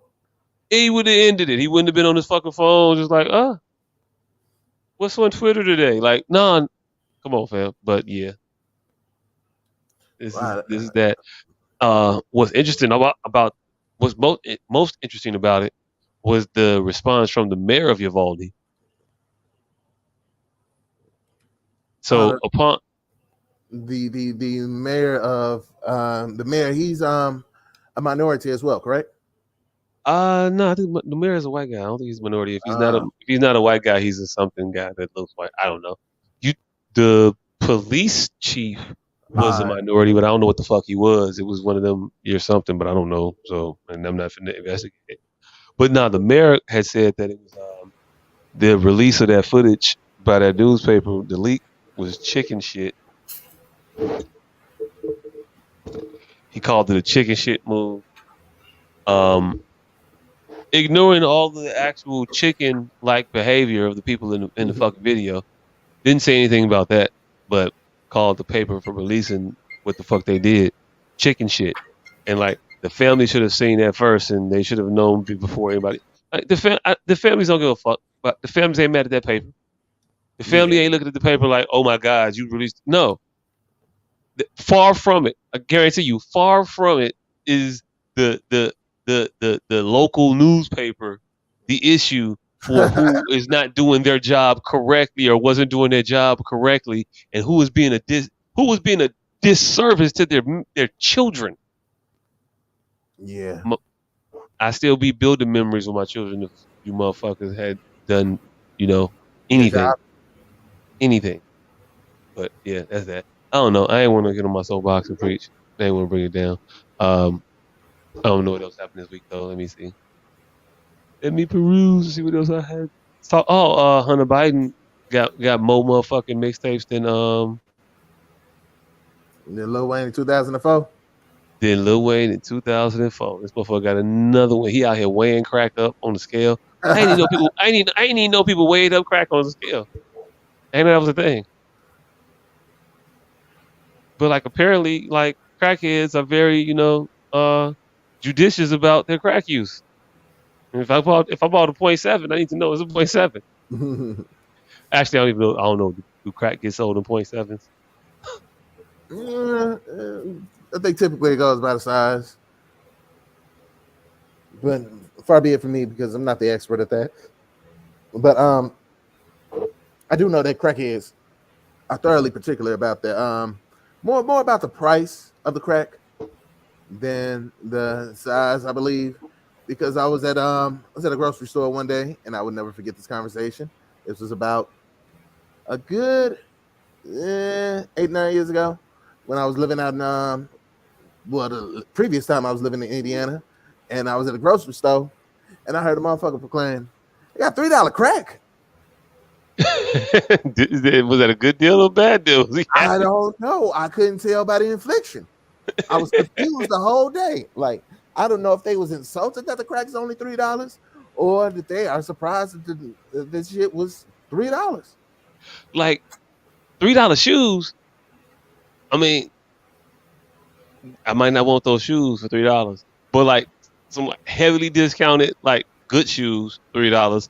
$3 shoe. Oh shit. We here. $3 Air Maxes. We in there. But $3 Pro Wings, I mean, it's at the point it's not about the price. It's about what I'm paying for, and I'm not gonna pay for that at no level. Crack is like seafood. When you get it at that type of ticket, you gotta know the fisherman. Because there's some niggas that selling some day old refrozen shrimp. And that's not the catch of the day. It ain't fresh. Yeah, they just really altruistic. Had a fucking big haul today. They tagged what they could tag, and now they selling what they could sell. That happens. So, like I said, the $3 crack, you really gotta know your fisherman. Know your fisherman. There you go. You got a KYP. You got to know your personnel. Know your personnel. KYP, know your personnel. Yep. But so them motherfuckers on there, he weighing crack up. He partying with more hookers.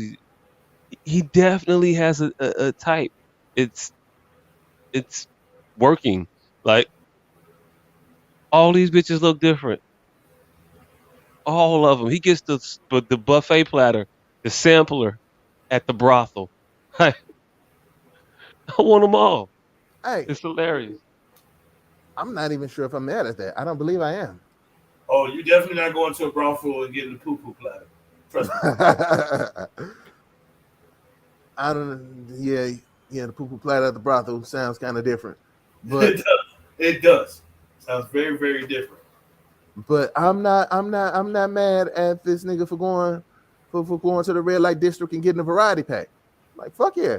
Wait, what the fuck are we talking about? What happened? Who? Hunter Biden. Oh, Hunter is back hunting. No, these is just some of Hunter's old exploits. He ain't got no new ones just yet, but give it a Oh, second. y'all talking about that nigga Donald Trump bringing up old shit. Oh no, because new shit keep coming out every time we turn around. It's a new. The reason it's is fucked up because these are videos of him crackily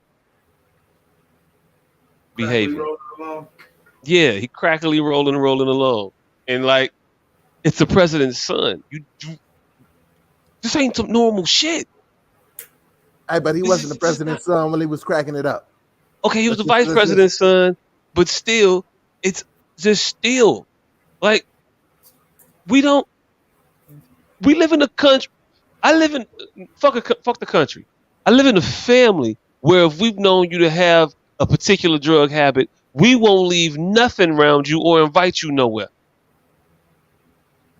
Like you can go if we go somewhere that's separate. You can go to like a third party site type of shit and we can be around you, but it's always my crib. Like, no, hold on. No, that motherfucker can't come over my house type of shit. So there's a stigma attached to drug use in this country, and especially crack use. Hold on. But that is generally because the person involved cannot afford to pay for their habit. So they are supplementing their habit with your items. Now, if this motherfucker could buy their own shit and ain't stealing shit, you know what? I will kick it with a crackhead. Hey. If this is a self-sufficient cluck, you know what? Fuck it. Rock out. Hey. I'm definitely not judging. Hey. In the videos, he shows you how much of a self-sufficient cluck he is not. He is always begging for money to support his habit. He's doing all of the regular, run-of-the-mill, ordinary clucks. He's not some he's not a high-value cluck. His father gave him a small loan of $1 million. He's not a high-value cluck. Kevin Samuels will not be out here excoriating this man for the joy of being a high-value cluck. But board your crack, take crack. I mean, ain't nobody coming out with that line of reasoning. He's a cluck, and he was not good at it. Candace said, does he get a pass though because of what he's been through? Not the white privilege. Isn't it his dad's fault that people are coming harder on Hunter? No, he does not get a pass for what he has been. What the fuck has he been through? I'm trying to figure out what he's been through that excuses the behavior he's exhibited over the years. Go to war? Nah, that was his brother. He got kicked out. All right, so his brother died at war. His brother didn't die. His brother died after the war from like cancer. No, his brother killed himself. I don't think he killed. I thought he had cancer. But he lost his brother and his mama. Am I correct? He lost his mama and then he lost his sister years ago. They died in a car accident. You know, motherfuckers that lost their mama and their daddy and their brother to some gun violence, and we don't let that motherfucker just off the hook necessarily for being a degenerate, delinquent motherfucker in society. That's not an excuse that we're extended. So why are we trying to rationalize a world in which we extend this piece of shit motherfucker all these excuses? But it's not going to come back. We're not going to extend them all these excuses, and they're going to look at us. They're going to look at it and be like, well, you know what? They did let Hunter slide, so I'm going to go ahead and let... No, it's never going to be reciprocated. So fuck that motherfucker. Call out his bullshit, and every time I see a new video, I'm judging you, Joe.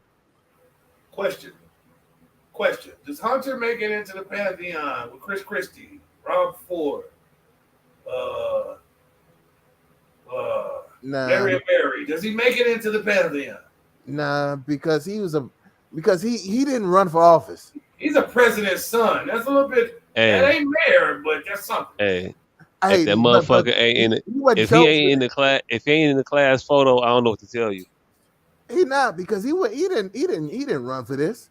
Marion Barry went and got 82,000 signatures to get his name on the ballot, and then went and smoked crack. Nigga Robinson Ford smoked crack while he was running on film for office. This motherfucker literally let a hooker record him while he was calling his dad to get money to pay her for her services and drugs. Just saying. Just saying.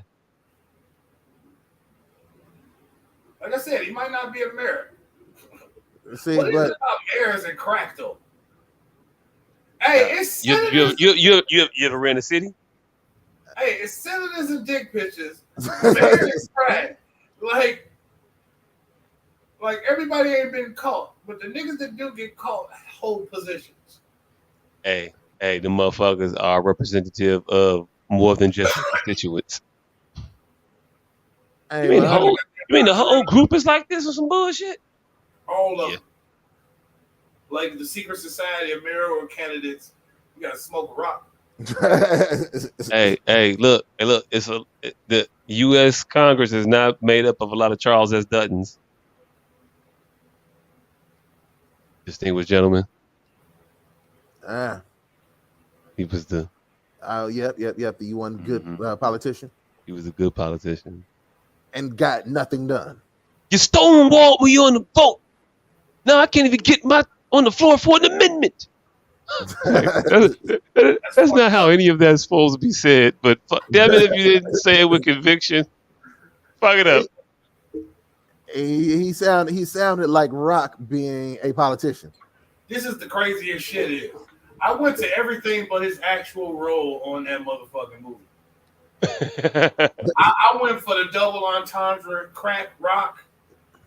I went for the fucking convicted murderer. I went everywhere except his role in Distinguished Gentleman. Damn. Hey, shout out to Drusilla too. Also, underrated. Shout out to what? I don't know her real name. Drusilla from Distinguished Gentleman. Oh yeah, I don't know who that is. She was the Rock's daughter. The Rock. The Rock. Yeah, she was Rock's daughter. I don't know why I don't remember Rock being before Martin. I don't think nobody do, really, but it was. It was though. Mm-hmm. And I watched it before Martin. Yep. I don't remember it being before Martin. Martin couldn't have been that far behind it though. Rock was Rock was around in Living Color type of era. Yeah, Martin was like June of '92. Rock was like August of '91. Mm-hmm. That makes sense. I just in my collective spirit don't remember Rock being before. I remember them concurrent. I don't remember Rock being first. It used to be a lot of shows. They was both on Fox. Dope ass fucking. Yeah. Fox had black entertainment on lock. Man, Rock did an entire second, not fifth, not 45th. They did their entire second season live, nigga. Yeah, that was weird. It was the whole season they did live. Entire second season. Yeah, I thought it was like episodes that season, but yeah, that was some cold shit. Live, and they had some hard episodes too. Some hard. I don't remember a bad one. That's probably because I got the bad ones blocked out. But I don't remember a bad one. They did the entire second season live, nigga. The motherfucker. Hey, look, Rock deserves some more motherfucking kudos, credit. I didn't know that nigga was a Tony Award winning actor. In fact, everybody from Rock was from stage plays. They all came from the same stage play. Why you think they had the balls to pull some shit like that? You know what? We just gonna do this shit. We don't need to. No, we don't need to. I thought they were just black. See, that's the thing. I thought black people are just that good. I just thought they were just black. I didn't know that they were damn near Juilliard trained fucking professionals, all of them. Even down to Eleanor, she was enough. They were all heavy hitting stage play actors. Did not know that. As far as I knew Mhm. from Rock, that nigga was goddamn an aliens and a murderer. That's all I knew about that nigga. Aliens, Rock, and a murderer. He's not a murderer. He's a slaughterer. A slaughterer, a manslaughterer.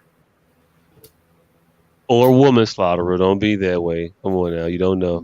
I just meant the verbiage. I didn't really mean he I slaughtered. was fucking with you. You gotta be gender neutral with this murder, motherfucker. Right. Yeah, man, Yeah. any new black man been killed lately? Speaking of murder, any new black Oh. man been killed lately? Yes. So, there was a young man. We talked about him in Ohio that they shot over 60 times. He bust about 100 rounds, hit him about 60 times.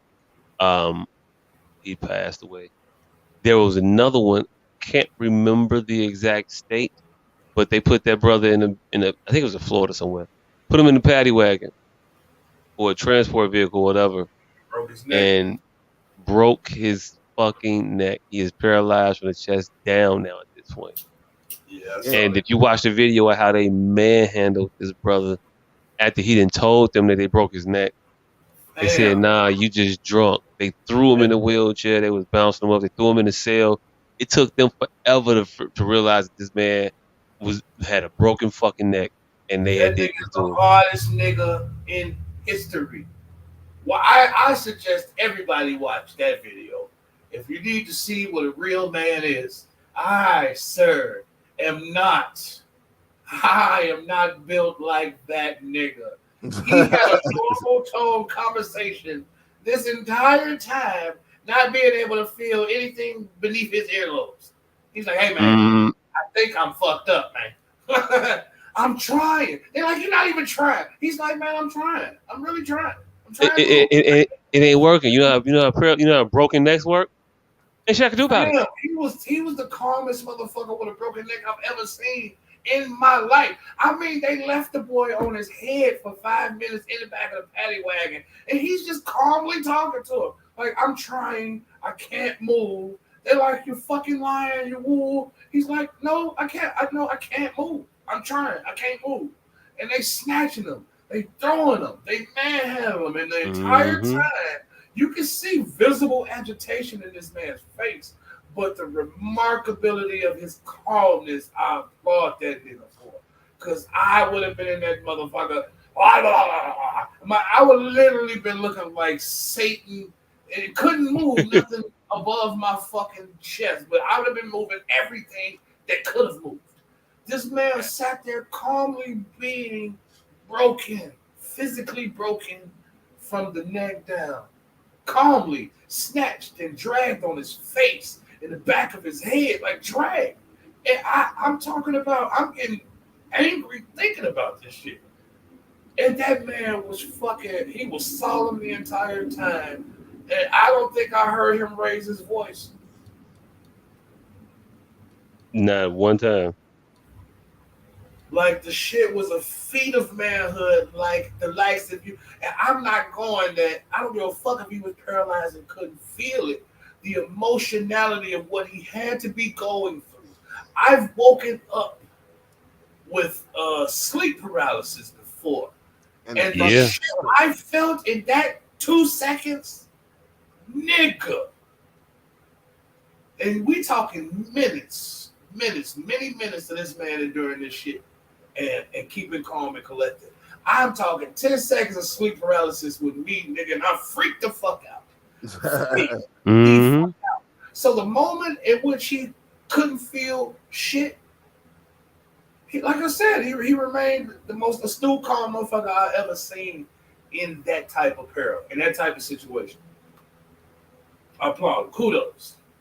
Hang them motherfuckers. They was dragging this man on his face, fam. Even if he was faking, you can't do that to a motherfucker. Even if he was faking, bro, you can't do what they did to this motherfucker. Like, what in 2022 give these Caucasoids the caucasity? The caucasity. Hey, I ain't even gonna hold you. It was some brothers in the mix there as well. I seen some brothers manhandling, prop him up, but I'm talking the main of the snatching.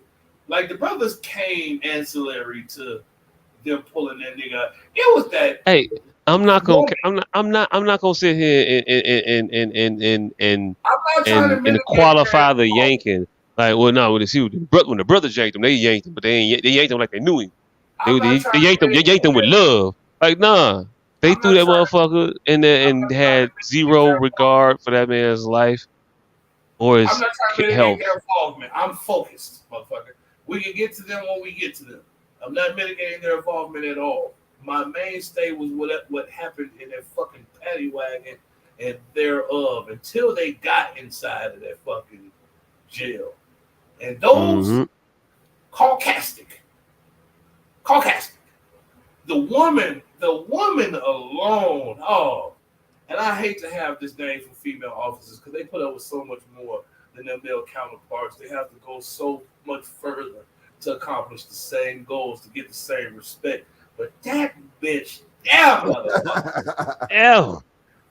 that bitch, yeah, I wanted to kick the caucasity right out of her. Right out of her.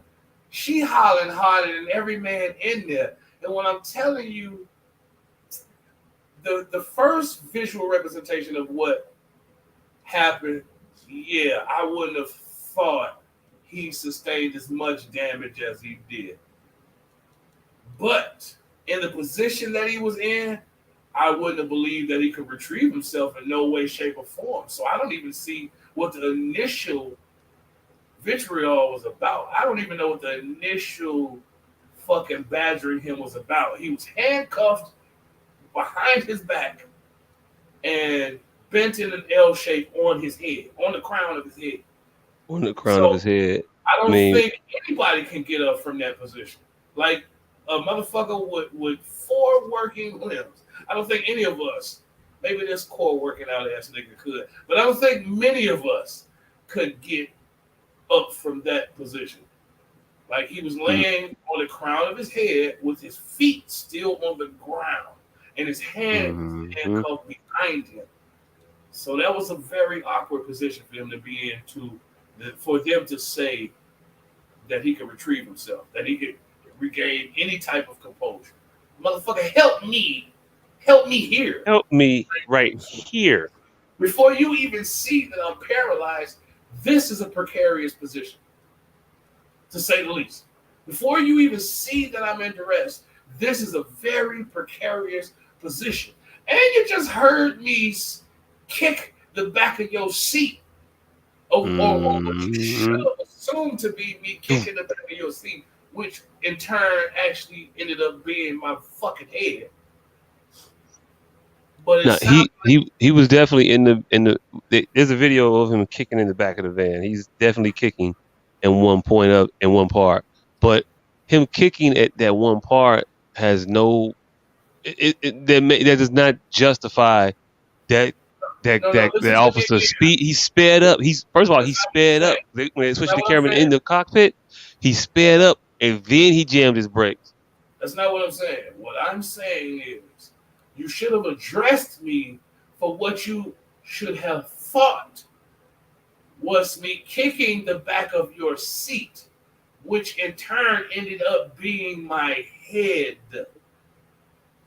It was my Mm-hmm. head that made that sound, that made that vibration. But you should have no less thought it was me back here kicking the fuck out of your seat. That's what you should have assumed was going on. And then later found out that it was my head that made that motherfucking noise. But it was a thunderous, thunderous fucking clap. Yeah, my thing is he knew what he was doing. That cop sped up on purpose so he can slam his brakes, so he can slide that man in the back there to make him less unruly. He was using it as a deterrent for unwanted behavior, which is shitty as fuck knowing what we know about those vehicles already. He's supposed to be secured in a position so he's not able to slide around that motherfucker like that. I ain't But never seen a motherfucking paddy wagon with no security in it. I was Mhm. just like that.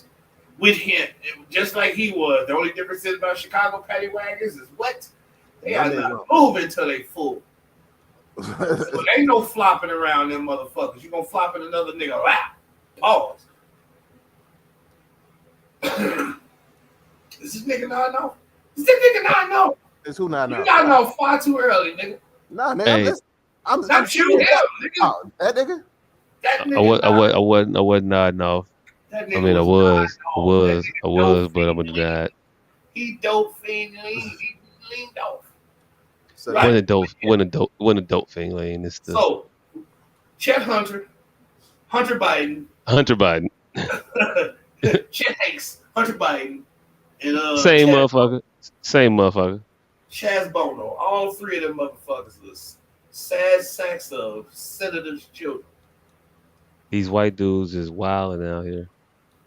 Yeah, these crackers is wilding.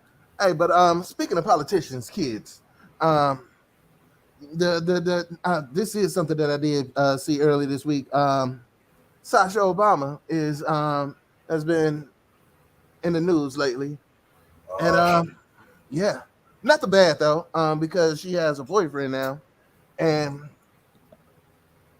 I don't know if y'all seen Sasha, but Sasha Obama's getting kind of thick out here. No, nigga, the Obamas are above commentary and reproach. No, they ain't. Yeah, man, you did. No, they ain't. Hey, no, they ain't. Hey, no, they ain't. You know it's no, they ain't. It's what? it's only two sets of people. Two sets of people in this motherfucking world that can't get thick. It's the Obamas and the Luther Kings. The Luther King. The Luther King, the Martin Luther's. Meaning, if Coretta daughter was hot, we won't supposed to say nothing. I don't subscribe to that particular theory. The Obamas and the Luther Kings, you can't mention their physicalities, man. They are above reproach. We can outdo, and I will continue to do so. Lucky I'm not putting the motherfucking X's in there. Because there's some dick ass X's in there. The X's. The littles, nigga. Oh, no. The X's. The littles? Yeah. Nah. Hey, look, first of all, we don't know but two of them anyway. The Shabazz. One of them dead. One of them just died 2-3 years ago. Mm-hmm. Under mysterious circumstances. Malika Shabazz. Mm-hmm. But yeah, the Obamas and the Luther Kings. You can't comment on the thickness of the Luther Kings or the Obamas. I've commented. It's nothing to write home about. They ain't no Chloe and Bailey. I don't know. Yeah, I know. Sasha out here looking like she on something. Nah, cool on both. And now specifically for a gathering of people whom have found what's the old girl from the Bernie Mac show? Baby girl. Yeah. Nah, Nessa. Always be baby girl. Nessa. Yeah.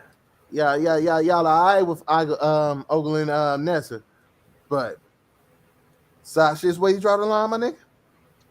No, nigga. The Obamas is where I draw the line. You're talking some shit. You're talking some equivocation age shit. I'm talking above reproach. I ain't talking no fanciful educations. I ain't talking no monetary standings. I am talking simply above societal examination. That's it. I know what you're talking, and I know it's been a while since I got on Camille Winbush's Instagram, but now that you mention it. So no Luther Kings, no Obamas.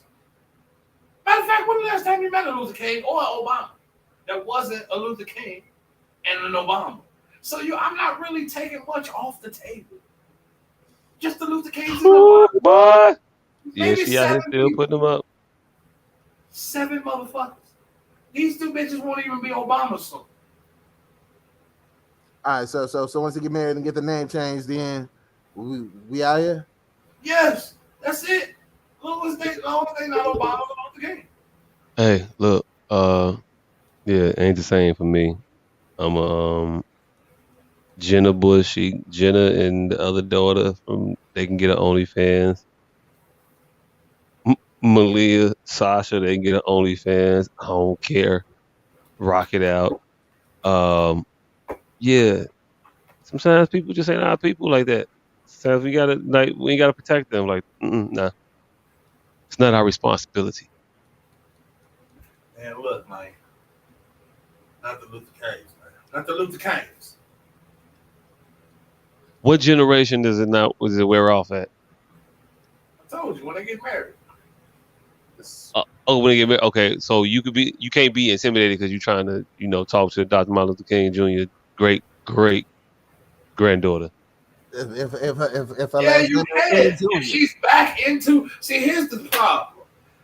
If she's a Luther King, she shouldn't be accessible. First of all, that means she's married into the Luther Kings, so she should be betrothed. That's the first thing. Second, the original Luther Kings, once they get married, are susceptible to the overlay. The Obamas, once they leave the Obama umbrella, they are susceptible to the ovals. But as long as they look Kings and Obamas, they're above reproach, man. Hey, look. You say so. So. I know Winnie didn't have no kids. But I might have to give it to Amanda. All right. So if Winnie ain't had no kids, how many Nelson have off the books? They ain't had no. Well, yeah, off the books. All right. So that nigga spent 30 years in jail, and the first thing he did when he got out was what? Get a divorce. Divorce that bitch. Lord Jesus, I can't take another goddamn day with you, bitch. I was just in solitary for 27 years. He got up out that jail quickly. This nigga overturned a whole political ideology. Couldn't be at home with this bitch for 6 months. Couldn't be home with this bitch for 6 months. How would you feel if he was her though? Who? Hey, the Who got played awards. Neo wife, Winnie Mandela. Neo wife. Winnie Mandela got a nice deal out of that one after the fact. Got a whole movie and whatnot.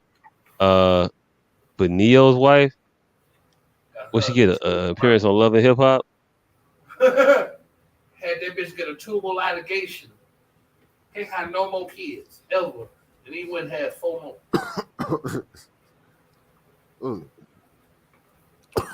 Yeah. Yeah, she definitely took an L. Whew. Yeah, I think she lost more than Winnie. But you say what? I definitely think she lost more than Winnie. But all right, so you trying to put the Mandelas on there now? This going out to like cousins and shit? No, direct Dellas. And since they ain't got no Dellas, it was kind of a moot point. But I was just saying the realm, the sphere, the tier. That's where we at. Mandelas, Luther Kings, Obamas, up in there. All right. Direct lineage from the one. Yes. All right. So if it's a cousin named Patricia Obama that's out here and she's slugging, it's all right to peep. Yeah. Yes. Just like every Jordan can't dunk. Like Montel is 6'8". And that nigga, you ain't finna say nothing about his basketball playing abilities. Hey, you know. Hey, falling was maybe falling, and this is how we do it. It's just so dope that his jump shot didn't compare to it. He might have had a decent jump shot, but it ain't. This is how we do it. Hey, Remember when we could rap about 40s and not Chris out? It was a time where we could rap about 40s and $10 bags of weed. Buy a nickel bag, smoke a little light, get high tonight. Hey, the Loonies made a popular song about pitching in just $5 on the sack. Them motherfuckers got a popular song about not potluck. letting another nigga suck your $5 bag of weed up. Right. That's mainly what that shit was about. It really wasn't about pitching in. It was about not letting other motherfuckers suck your shit the fuck up. Yeah, my nigga said, and I quote, "You got $2, you take 2 puffs, then pass my bomb back." To pass my bomb back. Right. Hey, these niggas philosophically definitely delve deep into the weed head, the weed head mind state, lyrically. Like lyrical content of that and OPP far beyond what the fuck the scope of this song should have been. Other people's pussy? Yeah, OPP, like lyrically, if you listen to Treach's verse in OPP, this nigga is spitting some shit. Yeah, it was definitely a different kind of verse. And you know what's funny about that time though? Now that you mentioned I got 5 on it, like I always find it funny of the people who were rich at the time of certain shit, and then like years later, like at that time, Tupac was like mid-tier, and Shock G was the rich one. Yeah. Well, it's been a while since and you even tell from the verse that nigga they was talking about 5 on it. He was the only one saying, "I'm coming to this motherfucker with a pound." Everybody else stuck to that $5 bag of weed. Well, it's been a while since the holler from the time. That's around and saw your kid. Never said it gotta be down. Going down. Look around you. 2 trucks of little spinning around. Everybody like to get my flow on. They let me hold on. It's 35 on it. Yeah, I'm on it. Still pulling standards for the draws. Double for the mic. You got a pound for the call. Finna bring a mic and break a pound for the cause. The only one. Everybody in that motherfucker talking about $5 goddamn dollars. No, Richie Rich. Richie Rich, he did go 500. He told you, I'm Richie Rich. Yeah, he got 500 before my stack saw his LG. So he did. But Shock G had the double and triple. But you always find that funny. The people who were poor and the people like Rick Ross being goddamn a Gorilla Zoe bodyguard in that Lost in the World. That shit cracks me up to this day because where the fuck is Gorilla Zoe? Home. Or he's still lost. That nigga still lost on the road. Ain't nobody check for a Gorilla Zoe, nothing. His mama ain't looking for him. Wait, I don't know shit. Motherfucker, I don't want to hear none of that bullshit. Bring me some water, boy. What is your name? Mama, it's me. Forgot that nigga name. Lorenzo. Alonzo. What the fuck? Boy, right. This is Lorenzo, Alonzo, or something with a Zoe, right? Shit, I don't know. Fuck. Bring me that shit out the garage. Bring me a motherfucking cup of ice. I swear to God, Lorenzo, Alonzo, whatever. Bring me a cup of ice. I ain't trying to hear that shit right now. It'd be fucked up if she started calling that nigga other lower level rappers from that goddamn label. Gunplay, no, Ace, no, Gorilla, Zoe, yes. Water, Gorilla Black, what the fuck is your name, boy? Mama. Mama, it's me. Young G, damn, boy, what's your goddamn name? Jody Bree,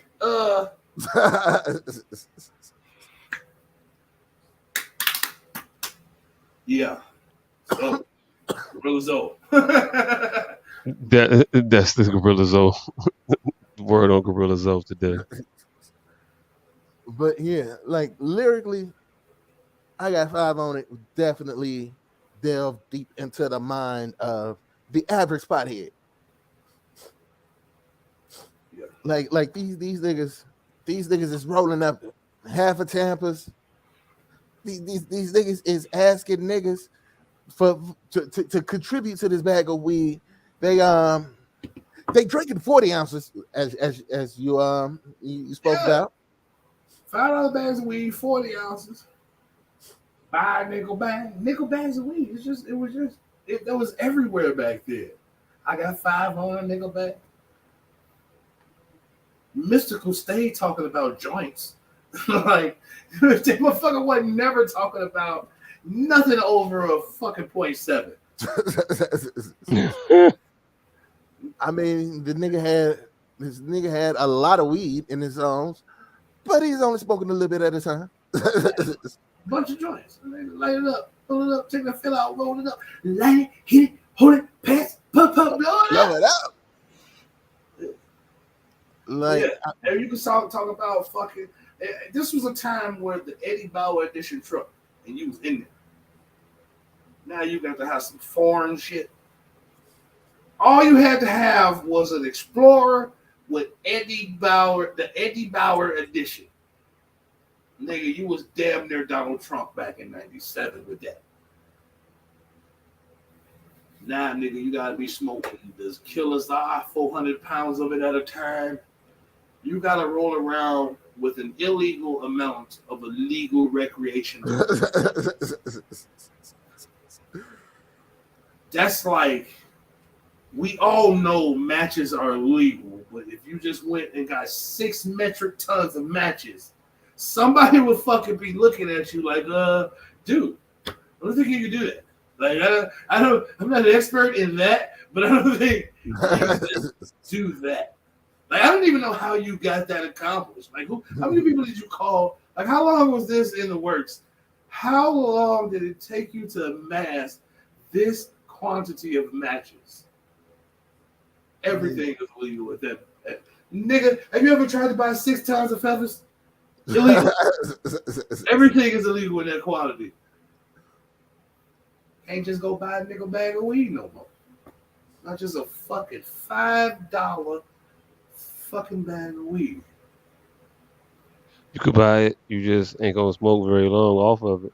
You just couldn't make I'm saying you can't make a song about it nowadays. It was something about every song that was about weed back then that made you feel like it was about $5 worth of weed. Like Willie D. That song couldn't have been about no more than $15 worth of weed.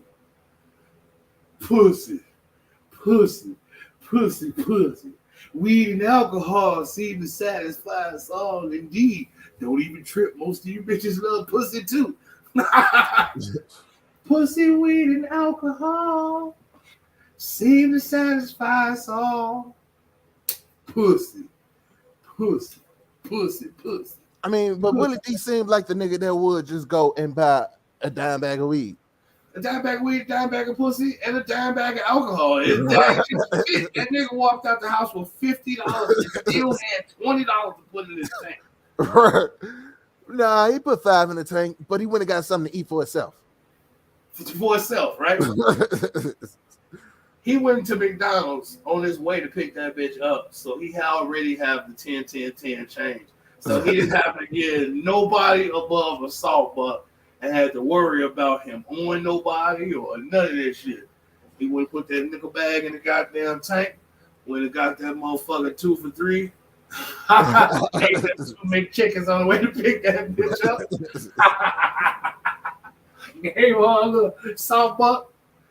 He took her with him to buy the bag of weed. So she could literally see he unrolled it off 2 more 20s. Hey bitch, we getting light. Here go more, here go 10 more. Here go 10 more, bitch. We down to $17 now. And you said you wanted a motherfucker fifth of Parmesan. You now that's 11:35. You So cutting into something. yeah, now bitch, now we only got 7:17, bitch, and we better not go no place that need parking. Hell no. Willie D is definitely not taking up his nowhere that he has to park, that he has to pay for parking. I'm shit. So you gotta pay for more street parking these days. Yeah, these days. Back then, Willie wasn't about that life. You think Willie D ain't still riding actively right now playing pussy weed alcohol? Like right now. Willie D is somewhere in Houston. It's fucking 9:26 in Houston. You know what fucking Willie D is right now? He's riding past treasures. Listening to pussy, pussy, pussy, pussy, pussy. That is literally the fucking chorus to the song. I'm not making that up. It is the chorus to this song. Pussy, pussy, pussy, pussy, pussy, pussy, pussy, pussy, pussy, pussy, pussy. It's a hell of a song. It is. So you think Willie D still out in these streets? Nigga, Yeah. what? Any nigga that still actively shave his facial hair off every morning, like it's called a 5 o'clock shadow for a reason. 5 o'clock. So if you are bald faced it again the next morning, guess what you did? You woke up and you shaved that shit off again. That's just like a bitch getting up and putting on a full face of makeup every fucking day. Every fucking day. And he's a bald head man too. So that nigga got to start at the back of the neck. And got to remind himself not to cut off his eyebrows 365 days a year. They got to remind himself not to cut off his eyebrows. Nigga, at some point, that trail of razor got to go numb. It's muscle memory that you're really going off of. Because, look, as a man who shaves, who have clean shaven before, you can't just get the hair, nigga. When you get the hair, it leaves this awkward tan transition line that you kind of got to cut away too. So, I know you thinking like, yeah, I'm just going to cut off the stubble. No, Willie D got to shave a little bit of that forehead every morning. A little bit of that motherfucker every morning. A little bit of forehead every day. Hey, that nigga got to blend his scalp. He got to blend his scalp every fucking morning. Get up and he blending all that shit together. Nigga, he's 7 shades of brown. You got to make that shit all cohesive. One hodgepodge of milk chocolate. Pause. And that's interesting. So yes, he's definitely actively still riding around listening to pussy weed alcohol. And on the scoop these bitches. Salute to Willie D. Salute to Willie D for staying active. Staying active in the game. You know the only motherfucker that made me more active than Willie D is goddamn Luther Campbell. Nah, Luke trying to run for the office and shit. Man, look, that nigga get up and he shaved that devil's goatee and his shit every morning. That takes way more dedication than Willie's just cutting it all off. Pause. That motherfucker, he got to get up in close. Now he may be using one of them shit joints that got the little flip out edger on it, but it's basically a shaver. But I doubt it. That look at it with the straight blade. That nigga is definitely using a 5 to 7 blade stick razor. He looked like a motherfucker. They get one of them razors with the shaving cream already in the razor. You just gotta get the razor wet. This shit don't work. It's like, you just gotta get the razor wet and shit. And it's supposed to be fucking a little gel roller on, but you don't even have to put the shit on. You still need some fucking. You know what? Luther Campbell look like a magic shade butter knife using ass nigga. That's what he do look like. Yeah, I bet you he lined himself up with a butter knife. Look here, young punk. Talking to motherfuckers that ain't even me practicing what he gonna say to a motherfucker later on. Look here, young punk. Let's see, when I had them hoes bending over in they dookie shorts, it was popping the pussy on a handstand. And y'all bitches can't even stand up on their regular feet. Can't step on her regular feet. What the fuck? We wasn't Yeah, paying bitch, these hoes like y'all is. Back in my day, bitch had to earn their money. back in my day, we knew the bitches doo-doo was brown. I don't know what color Okay, you that was bitches. different. That was different. And we supposed to know that. I don't know I don't know. what color. I don't know what color these bitches shit today, but back in my day, the doo-doo was brown. Doo-doo brown. Doo-doo brown. Doo-doo brown. Doo-doo brown. We said it. We kept saying it. Doo-doo brown. Doo-doo was brown. Doo-doo brown. And you would go to the concert, I would holler out, doo-doo brown. They be like, doo-doo brown. Doo-doo brown. Doo-doo brown. Because we all knew. Bitches eating flavor hots and shit today and sushi. Bitches doo-doo in all type of colors today. I don't know how Shit, the fuck we got here. I don't know how he did either. What yeah, else happened? What else happened outside of Obama daughters? So yeah, no Luther King, no Obama, no Mandelas. and I'm thinking about putting this nigga Primitive Tech up for sainthood.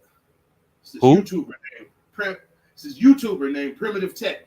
He's gonna save us from all these motherfuckers. He gonna teach us how to build condos out of mud. And when all this shit come down, hey, I be seeing the Amazonian forest builders make some shit. It be looking dope. They had a whole duplex. They had a whole duplex with a pool that they just dug out the earth. I seen these niggas take grass from grass and move it like 14 feet to the left. Like, why didn't y'all just build a house over there? Why the fuck did y'all move all that shit 14 feet to the left? But they did it. Dug holes and everything. Moved all that shit 14. I mean, a whole patch of grass. Just picked it up, moved it on top of their house to the left. Now It was a woman that came by and said, "Can you move it over here?" Right. Move this whole I think it'd be better over this way. Bitch, why don't you just plant the tomatoes there? Why the fuck did the tomatoes have to be out the east window? The tomatoes don't even have to be nowhere near this fucking house, bitch. We are in the Amazon rainforest. Ain't nobody here but ferrets and anacondas, ho.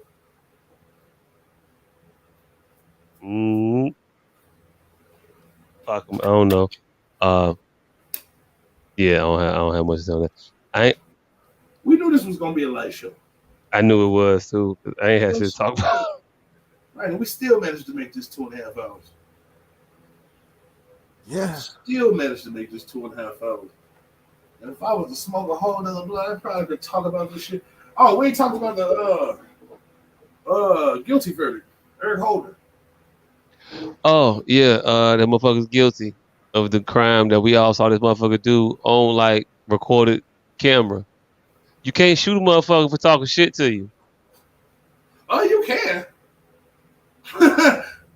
And you might go home depending on the shit he talk. And that's what the whole case was really about.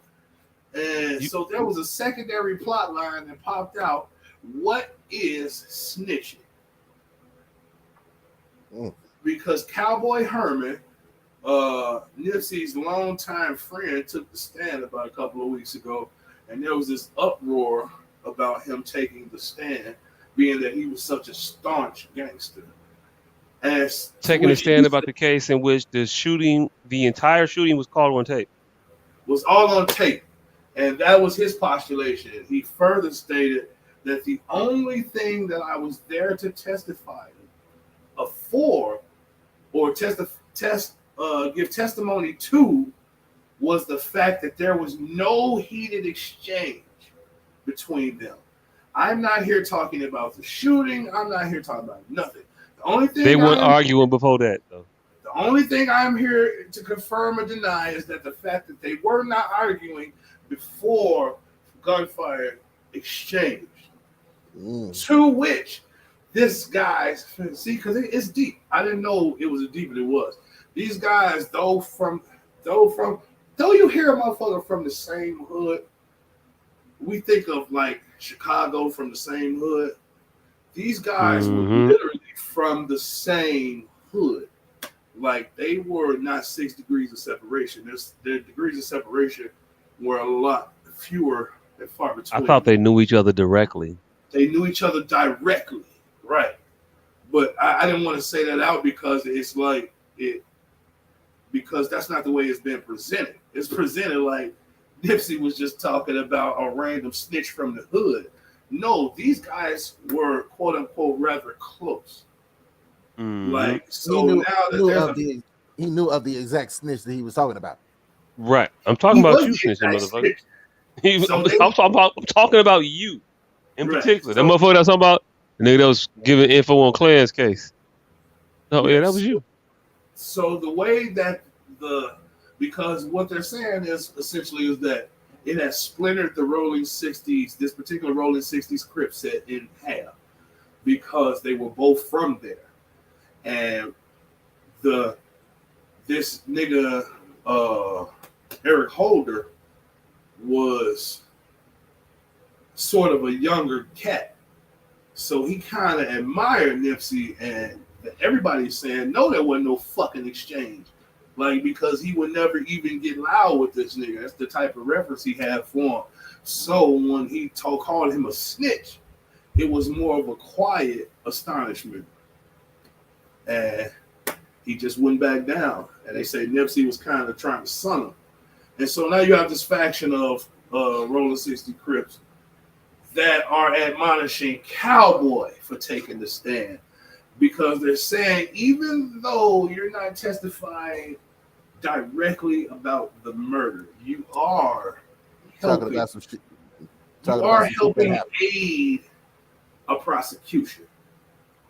And gangsters should be against that in its totality, not just when it's convenient. Directly telling. You should be against aiding any prosecutorial attempts on anyone.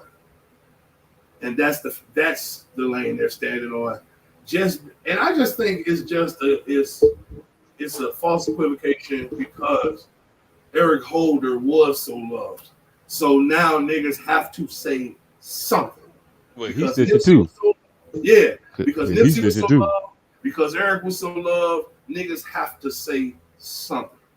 So now they would just rather take it all on Cowboy, like, yeah, nigga, you the crackhead, and you should have took the stand, dope fiend. Like, man, but no, what the fuck was going on? Fuck all y'all. You know what? I don't fuck with none of y'all no more ever. Like, I don't know. Right.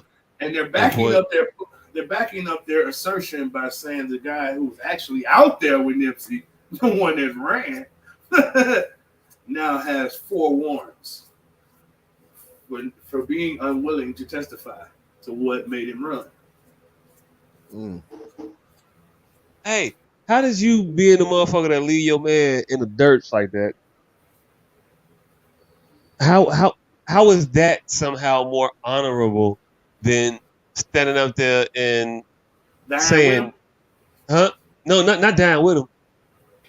You get more pushback for taking a stand than you do for running away during the actual shit. You know what I'm saying? Yeah. These streets is a. What's wrong with my leg? You know, like my leg in the spring? She don't like your balls near the microphone. She's like, I be singing in that microphone. Next time she go to a gig. But nah, you see my point though. Like you it's more detrimental to take the stand than it is for you to leave your man in the gunfight. It's more. That's crazy to me. Yeah, I mean, so it all goes to. I wish I had a better word off the cuff, but what's that nigga name? Negro Damas. That motherfucker used to say white folks had the complexion for the protection. Black folks, we give the complexion, we give the color of character for protection. So we do have our own little complexion of protection too. Like it depends on how colorful a character you are, and we'll make allowances for all types of shit: snitches, murderers, rapings, everything. Like we equivocate any and everything. So this is it. It doesn't shock me here. It don't. It don't. It's just weird though. I'm just saying. It's just weird. We should notice that when we doing stupid shit like that. Let that man get on the stand and tell you what the fuck happened to that other guy. Just stop it. I don't know. Yeah. That's my take. That's my take on it. I don't know. Yeah, I think that's that's actually a good point. Like, technically, you ain't snitching, but the fact that you in a courtroom means you kind of are. You like snitch adjacent. Oh shit! I found out what the Supreme Court did too. They fucking. I don't know. We talked about this shit because I remember last thing we said some shit was about the border patrol, but the shit I was talking about wasn't the border patrol. It was about all cops. And what the fuck they did was made it illegal to sue them for not telling you the Miranda rights. Mm. The mall cops? Huh? No. Yeah, No. all cops no longer they can Oh. no longer be sued for fucking not forgetting to tell you your Miranda rights. That's what the fuck happened 2 weeks ago. And I told them some sneaky, stupid shit going on, and they just finna fuck us all over. That's what the fucking Supreme Court did. And I had forgot because I smoke a lot of weed, but then I got to reading about it again. I'm like, oh, it pissed me off all over again. newly pissed off. They doing what? Nigga, y'all did what? Yeah, so you can no longer sue the police for, and I'm butt naked and the camera's off, so I'm doing air quotes right now, forgetting to Mirandize you. Like, you're gonna still get off if you're a lawyer. See, here's the catch-22, right? You're gonna still get out of jail if you smart enough to remember that you wasn't Mirandized to tell it to your lawyer. But see, that is a lot of people that's not going to be that quick with it. It's going to be a lot of people not know that their civil rights were violated. And it's going to be a lot of people that just go to the wayside. You know what happened? Just something like that the other day, and just that quick $300,000. A motherfucker had made $300,000. So some people I know was fucking. They do these jobs, and they make a significant amount of money. And to get these job calls, they have to pay $100 at the top of every month. But if they don't work in that month, they don't have to pay that $100. And it's just 3,000 people. The motherfuckers didn't work in the month of July, but they got a check on the 1st of July for some June work. Now they're gonna all get their $300,000 back. But if all 3,000 of them motherfuckers don't call and complain, all 3,000 has to individually call and complain and get their $100 back.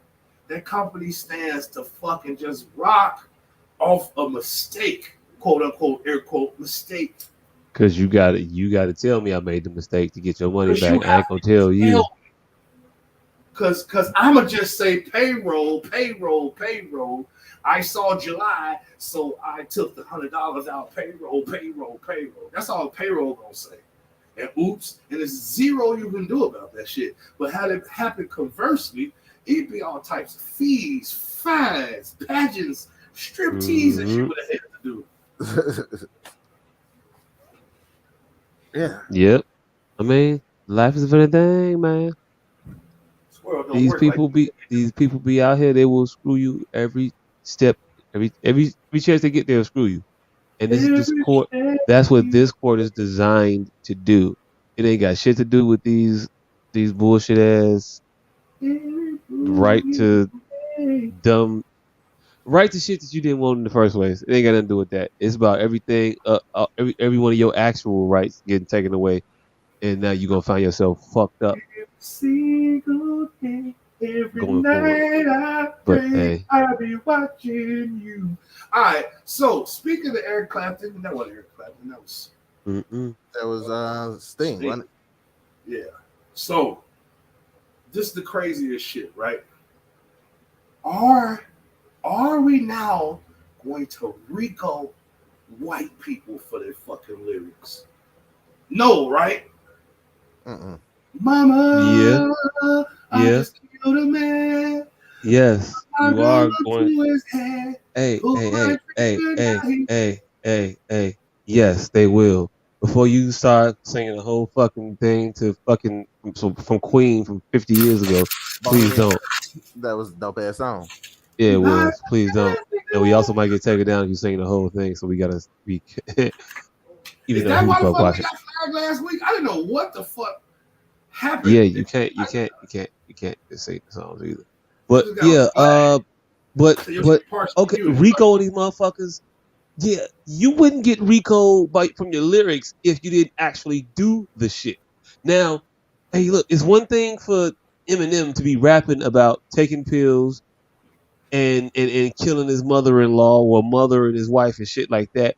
It's a whole nother thing for him to be doing it and then rapping about it.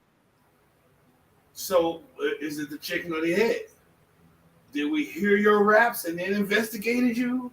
Or were we already we investigated you because you was around these other motherfuckers selling all these damn drugs and killing all these people. And then we also discovered that you got a couple of bops out here. Oh shit, upon listening about listening to your music about murder, and then me thinking about this murder case that I'm got you affiliated with. Why not draw the conclusion between these two things and see if there's some actual substance there? It makes fucking sense. But until Mama, I just shot a man is actually out here shooting men, then nah. First of all, ain't the same thing. What? First of all, Freddie Mercury's dead. Freddie Mercury's been long dead. You know what I meant when I said what I said. See? Well, if you told me you were drowning. Hey, somebody go pick up Phil. I think we got another case. I want to be a rock cop. You could be in the rock cop. It's just you following these motherfuckers around taking explicit, copious amounts of drugs. All you get is a bunch of drug cases, and not for selling, just for using. You were drowning. So, were you east of New Jersey? Well, if you didn't see the Seinfeld episode, we have a fucking citizens goddamn law here, a Samaritan law here. You couldn't just watch that nigga drown. You going to jail, Rico. Definitely, yeah. Phil Collins definitely should catch a Rico for violating Good Samaritan law. He definitely saw that man do that shit. Definitely. But hey, look, yeah, I'm not. Hey Joe. I'm not gonna look at them. I'm a challenge us to be smarter. Don't rap about shit you actually did. Don't rap about shit that you actually doing. Don't rap about shit that you know people that people are doing. If my friends is out here committing some shits, I'm not gonna make a song about it. Fuck that. I'm all for if this is a game, put that shit on 2 players. What the hell is going on? I want all these crackers arrested. I want Wes Craven to do all kinds of time. Yeah, but then you gotta find like Wes Craven doing some other shit though. Hey, they're pretty sure there are unsolved murders of teenage girls being killed. Hey Joe. But it gotta fit Wes Craven's narrative.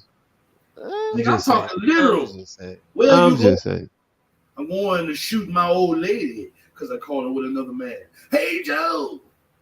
Fuck all that illusions. I'm talking these niggas saying this shit flat out. Yes, but was his old lady dead though? Like was he making this song and also all was the did he OJ it? Did he OJ it? Did he OJ it? Down? But the snow flies in the cold and gray Chicago morning. The poor little baby boy was born in the ghetto. What the fuck did Elvis know about babies being born in the ghetto? Some shit was going on. He didn't know shit, but he had a nigga write him a song and sold it to him, and he bought it. What the fuck we got the problem with? I don't understand a lot of shit sometimes. Take that nigga to jail is what should be going on.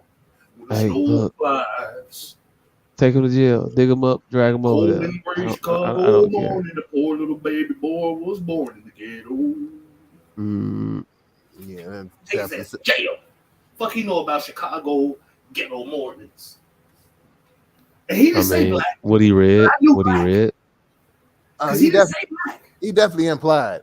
He implied black. It was a cold and gray Chicago morning, and a poor little baby boy was born in the ghetto.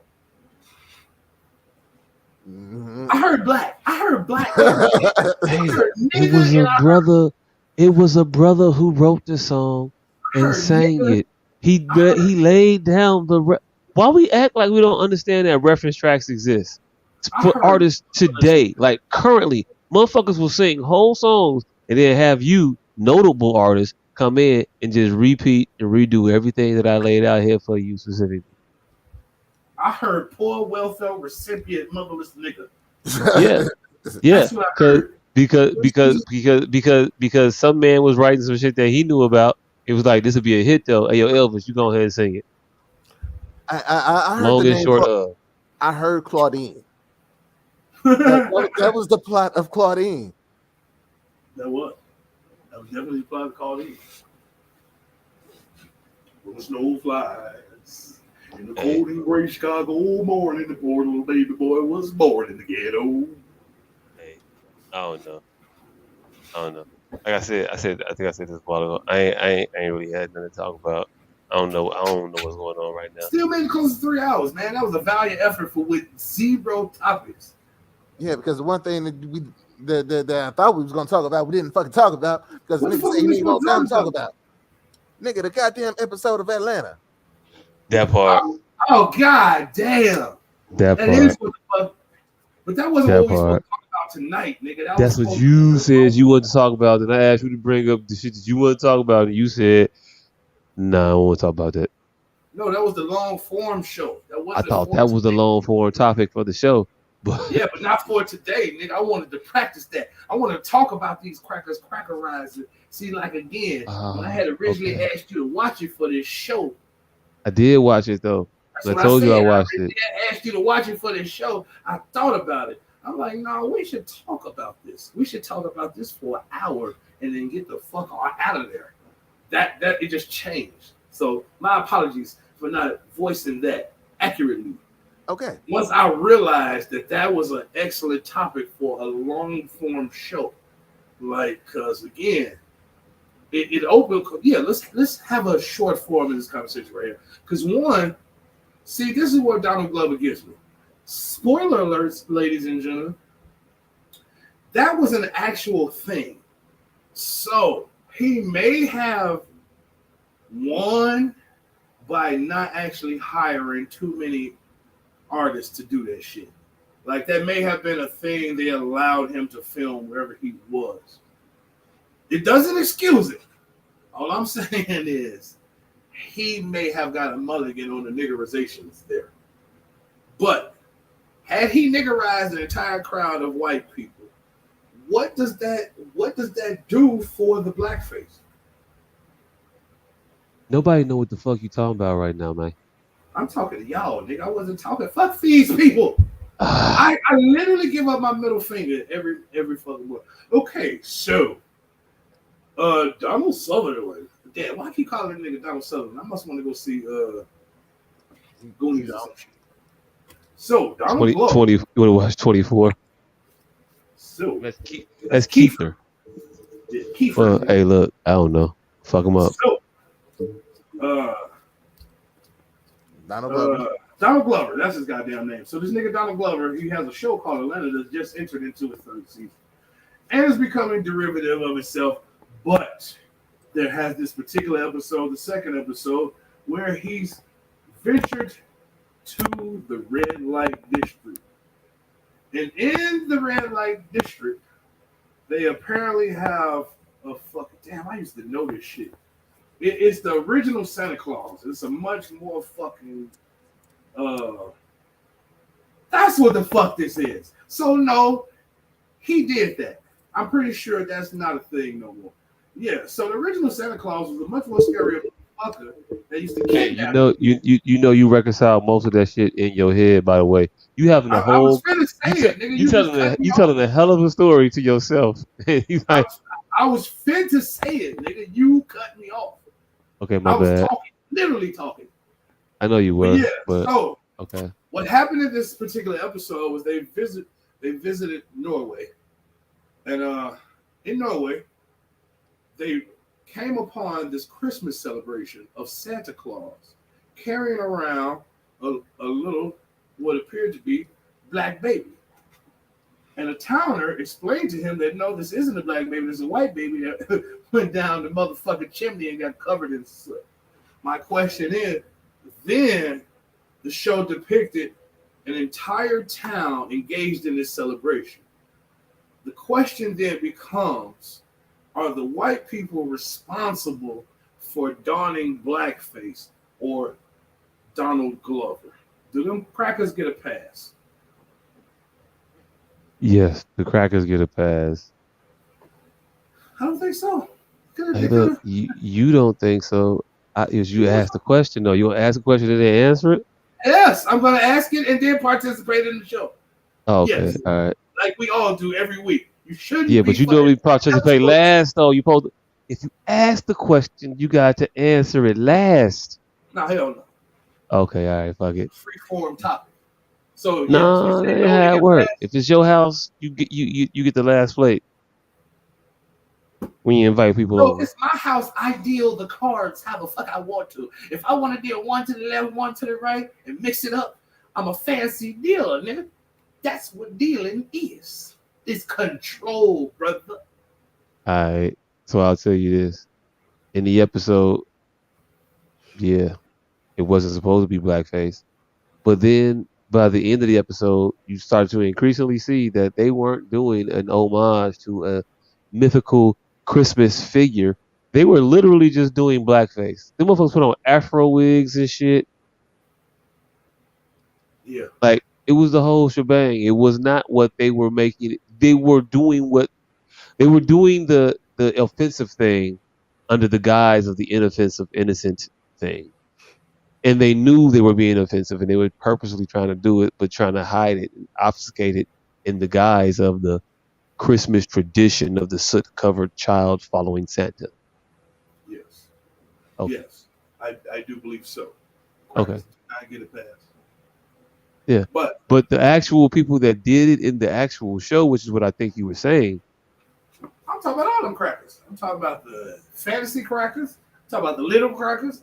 None of them crackers get a pass. Okay, all right. The fantasy crackers in the show, no, they don't get a pass. You don't get a pass when, and I think that I wouldn't have performed at that crowd either. Yes, definitely not. Yeah. 2022, they definitely aware of the sentiment. They definitely had Paperboy there to niggletize him. Possibly. I think definitely though. But who the fuck knows? All I know is they had it was a Christmas festival. They know what the Christmas shit they do. Maybe they don't see it. I don't know. I don't know. That same episode had two women fighting over the use of being able to say what the fuck was it wasn't nigga. A nigga beach. It was a nigga beach? I thought it was nigga. I thought it was a nigga adjacent word. No, it was No, nigga she bitch. said nigga. It was nigga bitch. Okay, all right. So it was a black girl and a white girl who seemed to be like best friends, about to fuck this black guy. Have a threesome. The two of them. And then one says the nigger beach, and then her black friend was like, "Wait, what the fuck you say, bitch?" No, Like she was just realizing that her friend would use this word so freely. Like it was wild. Like it was the first time you ever heard her say that phrase before. Was it that she said it in front of somebody else that was black, and not just you, and you thought that private moment wouldn't get out? You maybe felt embarrassed and went to overcompensate for it. Or funniest shit. or did she just blurt the shit out in the moment of I've had a black friend that got to the point of being my best friend, black friend, but I didn't know that I wasn't supposed to use that word, and it would offend her. But somehow she became one of my better friends. But I didn't know that would offend her. The funniest shit about that whole scene was his stance on the whole nigga bitch thing. I don't think it would. His decorum superseded his blackness in that moment. Hey, look. Hey, look. Because Hey, look. Hey, look. he Hey, look. walked in Hey, and look. said them two crazy bitches. I think he should have sided with the one bitch. He should have said it was one crazy bitch. But no, since they tore up his hotel room, It's two crazy bitches because you know this bitch. Why you getting mad at her for doing that? Because she just said nigga bitch tonight for the first time. That wasn't the first time. It couldn't have. It doesn't make psychological sense to me that was her first time. Unless you need to watch. They weren't friends for very long. You need to watch the Birdman. What? I said you need to watch the Birdman. I don't know who the Birdman is. That's why I said you need to watch that nigga. He talks. It's a whole other show you talking about to watch this show. No, I'm not gonna watch another show to watch another show. Like if I gotta watch something else to watch this shit, I'm not gonna watch it. That got nothing to do with this. It's just a 10-minute blurb. He talks shit about Cinema Sins. And Cinema Sins often ask questions about some shit the shit just showed him. Like, motherfucker, like, I don't believe him. Motherfucker, they just showed you. I don't believe this is the first time. They just showed you it was the first time. I don't recall it. I don't recall it, fam. I mean, you ain't gotta go through all that long extra shit. Just say it. It wasn't long. I was done. Oh, okay. All right. I don't recall them saying that was her first time. Saying it. I don't recall it being identified in that moment. I don't know. She said, huh? What? What did you just say? Uh-huh. Yep. And every time that bitch probably say the word nigga, she probably say that same shit, maybe. I don't know. Or maybe she just, again, like I said, took umbrage for her saying it in front of somebody else that was also black and started to overcompensate for the moment, which will result in me calling this bitch crazy bitch because this is your fucking best friend. You know how the hell she get down. Let me try to do this shit now. Let this bitch put my dick in her mouth. She finna call Rihanna a nigga bitch and suck my dick. You know what? I'll address it maybe afterwards. No scruples. You niggas have no scruples. Hey, look. I ain't saying I wasn't gonna address it, but just after I nut, then I'll address you and I'll get you together culturally and I'll tell you why you insensitive and enlighten you. But I'll teach after the fact. You don't need to teach class right now. You gotta learn shit right this second. Focus. You'll learn later. I don't know. Priorities. Maybe just me. I don't know. But she can't be all bad. She can suck my dick. So has to be something there, right? I mean, she's in a room full of black people naked. That part. Can we just call this a teachable moment and move on?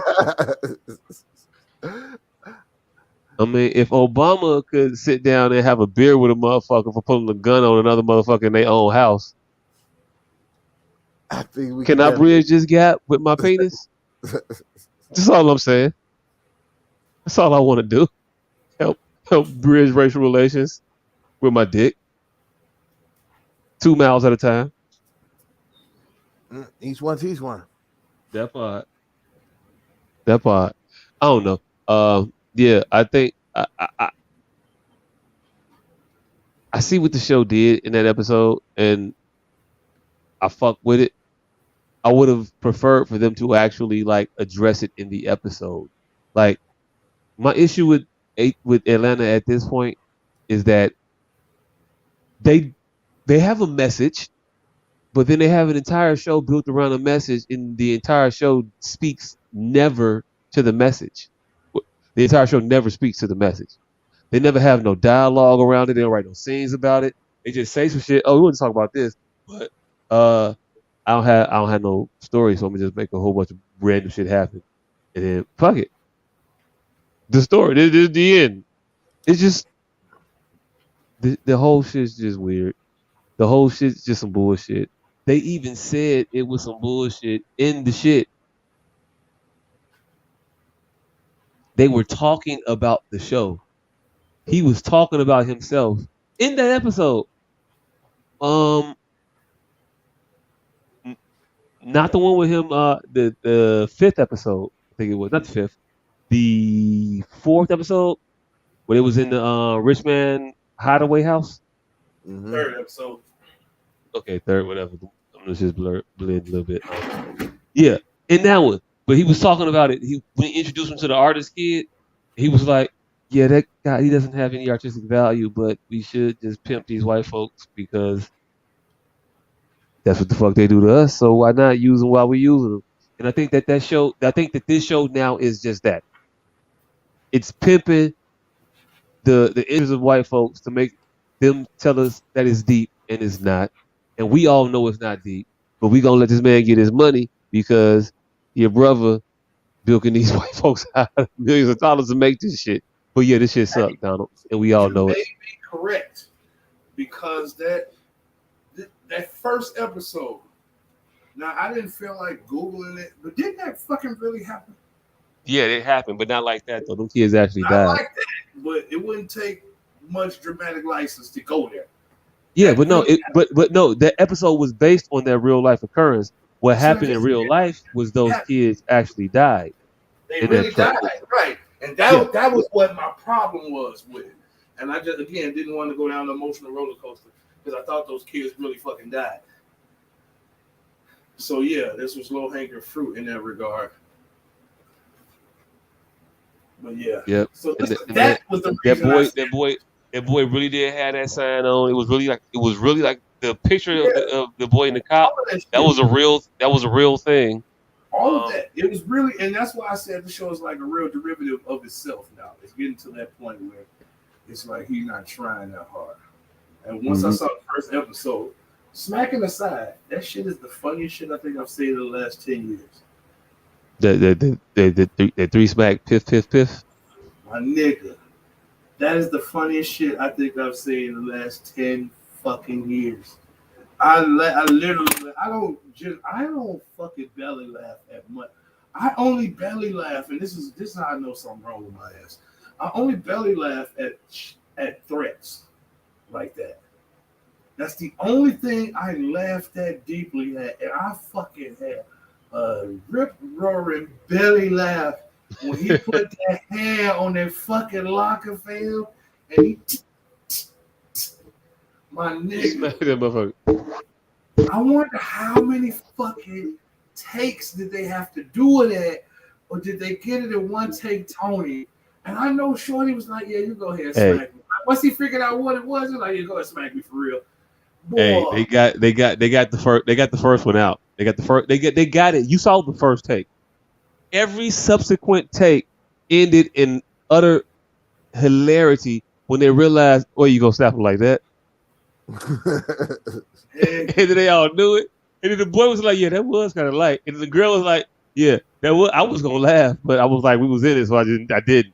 And then once they acknowledged it, every other shot they took for coverage was horrible. So it was like, "Yeah, let's use that first one. Fuck it, we can't stop laughing. That shit is funny though. We gonna keep it. Let's go." That's how it happened. That's how it worked out. Nigga, I wouldn't have been able to contain myself on set at all. Nah. The fuck all. That shit was the funniest shit I have seen in a long time. But that show, that one particular show, had me all over the place. I was abhorred a little bit that he dramatized a real death of real orphaned kids. Like, that was kind of maybe a little over the line. But there was some real fucking children that them white ladies real live just killed. So that may have been a bit much. But all in the name of art, I guess. What I do appreciate them for is addressing the mother-son dynamic from both angles. From a fuck-up kid and an overbearing mother. Like, he addressed both of their fuck-ups quaintly and succinctly. Like, he addressed that it was both of their fault. You know? And I appreciate that. Of a son growing up with a single mother and being a fuck-up and maybe having a couple incidences where She should have probably eased up on my ass. What? Oh, you gone, nigga? And threw his clothes at him. You gone then, nigga? Go. Take him. Oh, you want him? Take him. Yeah. So you think I'm doing something wrong to this boy over here? Get him. Well, she clearly wasn't. Oh yeah, clearly wasn't abusing that boy. He was just, she just had a very, very, very, very direct, matter of fact attitude about him. Very direct, matter of fact attitude. Which you can make certain commentary about. Did she really want that boy? Was he acting out as a result of a lack of love? You could say all kinds. You could draw all, but that's what good writing and good television does. It makes you think and it makes you draw out shit. That episode was good. Good writing, good shit. Every episode I've seen up until episode 5 of this season has been about absolutely nothing. And it used to be a story that was built in like an anthology type of way, where certain shit wasn't related to other certain shit, but the actual show had a theme. It had a progressive story about the lives of the characters we were watching, and it drew us in and made us care about them. The way they do it now is just, we gonna make it some extra deep. You gotta really decipher. It's gonna be some coded shit in there.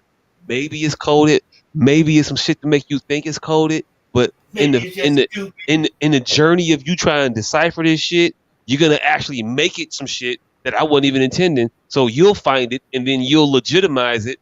And I just keep making unrelated, random ass bullshit and slapping and hiding behind the artist's, moniker and the artist protection of I'm just doing shit that make no damn sense. Like I said, they did it in episode 3. He knew that motherfucker is ass. He's just trying to snatch every penny from this motherfucker he can. Oh shit. Is he wrong for doing that? That's the thing. That's the thing. The kid caller said, wait, what? What are we talking about again? We're talking about Atlanta. Yeah. The TV show. Atlanta.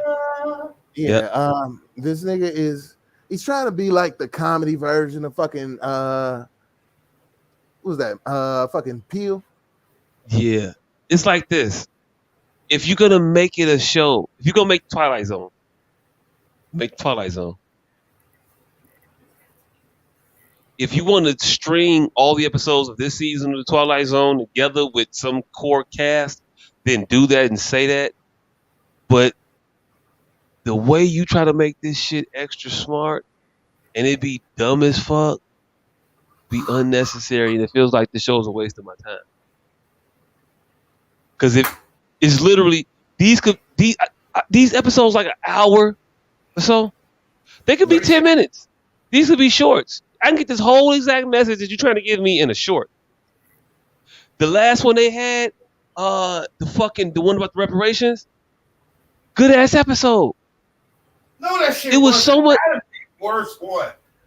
It was a good episode. It was a good episode because the concept, the execution. No, it took way too fucking long. It did way too much shit that I didn't need to see. Also, they didn't need to make it such a stupid and over exaggerated representation of what it would be. You know what I'm saying? You don't need to make me sympathize with the white people in that scenario as far for reparations. I already sympathize with the niggas.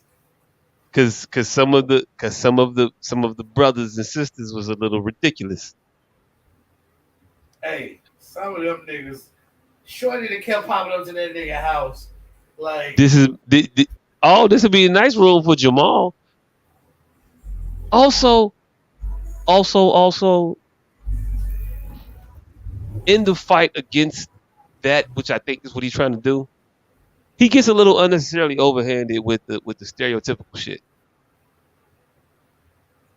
I mean, like her name may have to be Shaniqua. I think that's the son, but he goes full fledged for all the stereotype. Because I think that's because of his lack of urban upbringing. I don't think he. I think he only knows those stereotypes. Like He I can't be think subtle he with it. knows It can't. It can't. It can't be natural because it's unnatural for him. it really is unnatural for him. He grew up in a foster house. His mother and father fostered just random kids all growing up. Okay, that kind of. Hey, you know what? That kind of makes some sense. That kind of makes some sense. He grew up and he got out of the house relatively quick. That's how he ended up at NYU and working for 30 Rock. He got up and out of that motherfucker because there was always fucking 100 kids in his house. He had to get the fuck out of that jail. It's like he knows what the words mean. He's autistic. He's the Rain Man of comedy. Okay, yeah. He knows there's a joke there, so he right? Right? But he doesn't quite get what the joke is supposed to be. Supposed to be, yes. In that moment, yeah. Okay, yeah.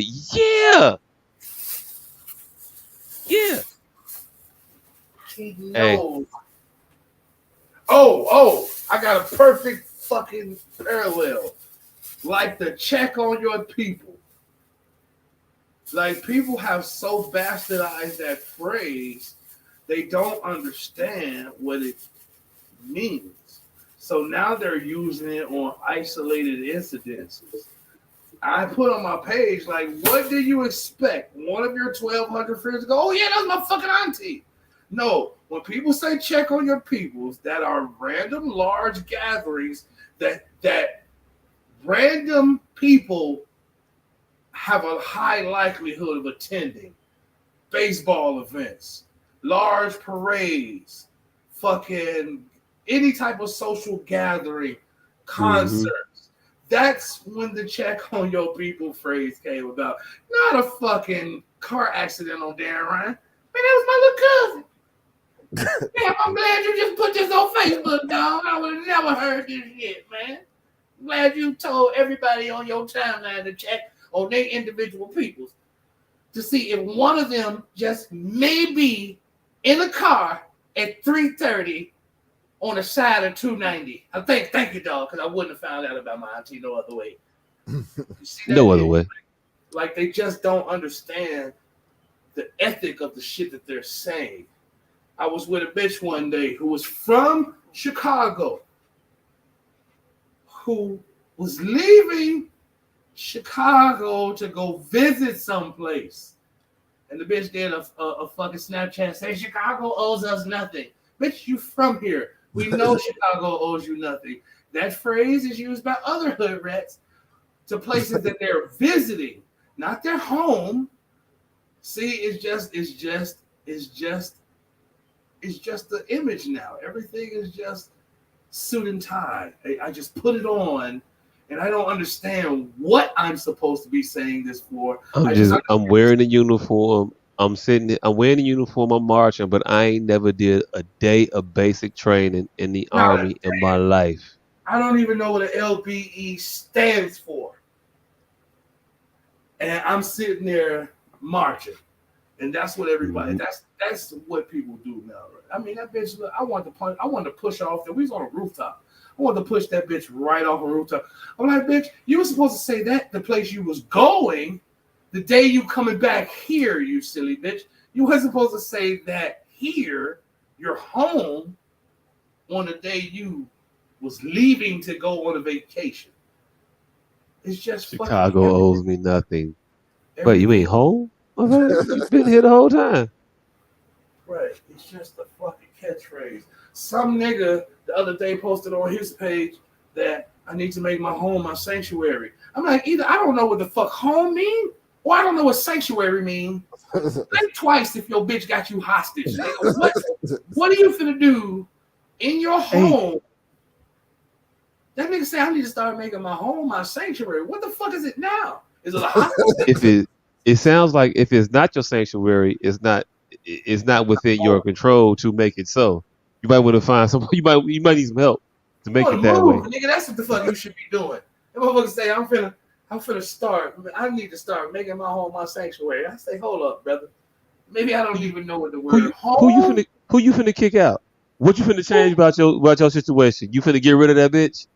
Who are you finna whoop ass, nigga? You It's finna so right? many Whose ass is you finna whoop? Because that's what that means. Because if it's because that's not, what that if means. it's not your sanctuary already, you have to make it so. So if you're not safe there, what are you gonna do to make it safe there? Yep. People just retort and regurgitate phrases now with no aforethought, Mm-hmm. no mention to what they actually mean. Yep. And yes, that is Donald Glover in a nutshell to comedy. Yep. Even though I think that motherfucker's funny, so I've seen his stand up. I think his stand up is funny. I think he's a good comedic actor. I just think, and like ATL, the first season I thought was exceptional. The second season I thought it started some of this weird shit, but it was like the weird shit was just so cool, we let it go. But now it's like this season is just embracing all of the weird shit. Originally, There's no. originally You I say had to what? get acclimated to his deadpan style of acting, but other than that, I don't think I don't think that this shit is detracting any. I think the world is just getting smarter and they catching up to what it actually is. I think it's been this from the onset. Now it's getting kind of derivative to where he's not thinking of the original content. That's my But own. the thing about it is though it wasn't. What made it so smart it was that they were able to tackle these topics while also making this not just a situational series, but a dramatic narrative uh goal based you know viewing experience. We got to. I, There was a story involved with it. This man got a kid. This man had he had baby mama drama. He had a cousin that was with the street life and shit like that. There were things there for the show and the characters to develop and actually take on things, and that's what differentiated because it had levels. It had that's that what component all of of that those weird shit storylines that'll make you still going think on. about it, but then it also had that other part to it that will make you relate to it. And you knew these people. You knew people that were going through this thing. This was a grown ass man having to be a homeless, living in a storage locker, trying to make it. It was a everyman like aspect to it. And we all struggle and we all want to see, we all want somebody to root for and things like that. And then it got from that to we're in London. This motherfucker empties out bags full of money on tables and plays poker with people who stiffen me, tries to cut down trees. Like it's all just the drunken night. And everything can't just be the drunken debaucherous night But it really ain't though. This wrapped is up in all that loose, extra, untethered bullshit. Because but then it it's really just so far removed from reality that it loses you. but it really isn't. Look at it from this aspect. Check of a slow progression. There's a one-to-one parallel in every single episode that I can point out in every single episode from this season, the first season. The Well, things that you don't, tie it to me. Tie it together for me. I Let don't me know. know what you find different. You would have to tell me what you find different. Oh, Why? they aren't doing anything anymore. There's no. What is the goal for this season? Like the goal for the first season was for Donald Glover's goal was I need to do better for my life so I can get. I got a kid and I need to get that shit together. Paperboy's goal for his life was I'm trying to get out these streets. I have a talent. Let me utilize this to my best advantage. Now, like the Donald, not the Keith Stanfield character, his Yeah, character is a side off character. It isn't yeah. supposed to drive Kramer. his. He's a Kramer, yeah. Mhm. He's just some shit that just happens off to the He's side to crazy. distract you from the actual shit that's happening. He's Right. supposed to be that. He's supposed to be the tangent that you get off on, and while the whole story is happening, so you can be distracted but otherwise entertained while the meat of the shit is Right. going on. But the show used to have the meat. It no longer has the meat. Pause. All right. So look. Pause. Yeah. From the first season to the third season, the juxtaposition of the first season and the third season. She was unattracted to him when she was more attracted to him when he was fucked up. Now he has something, and she's getting less attracted to him by the day. See, so that storyline is still there. It's ever present in every one of these episodes, right? I don't even see that in those, but I'll let you look. I just told you, nigga. She is there. Just you have to watch for her. She's getting I've been less. watching. I don't see it, but keep going. She's getting less and less attracted to him each one of his endeavors. He is having a burgeoning moment from him being undefined in the first episode, of him now trying to find his way. Like the second season was about him getting balanced. Now he's going to that entourage turtle. Let me get outside clients. Now I've solidified what it is that I am. I'm Earn. I'm your manager. That was shaky in the first season. Now that's solidified. That's that storyline. Of course, with Keith Stanfield getting the wacky Tupac shit, he's always going to do that. That's that storyline. Right. So where you lost it?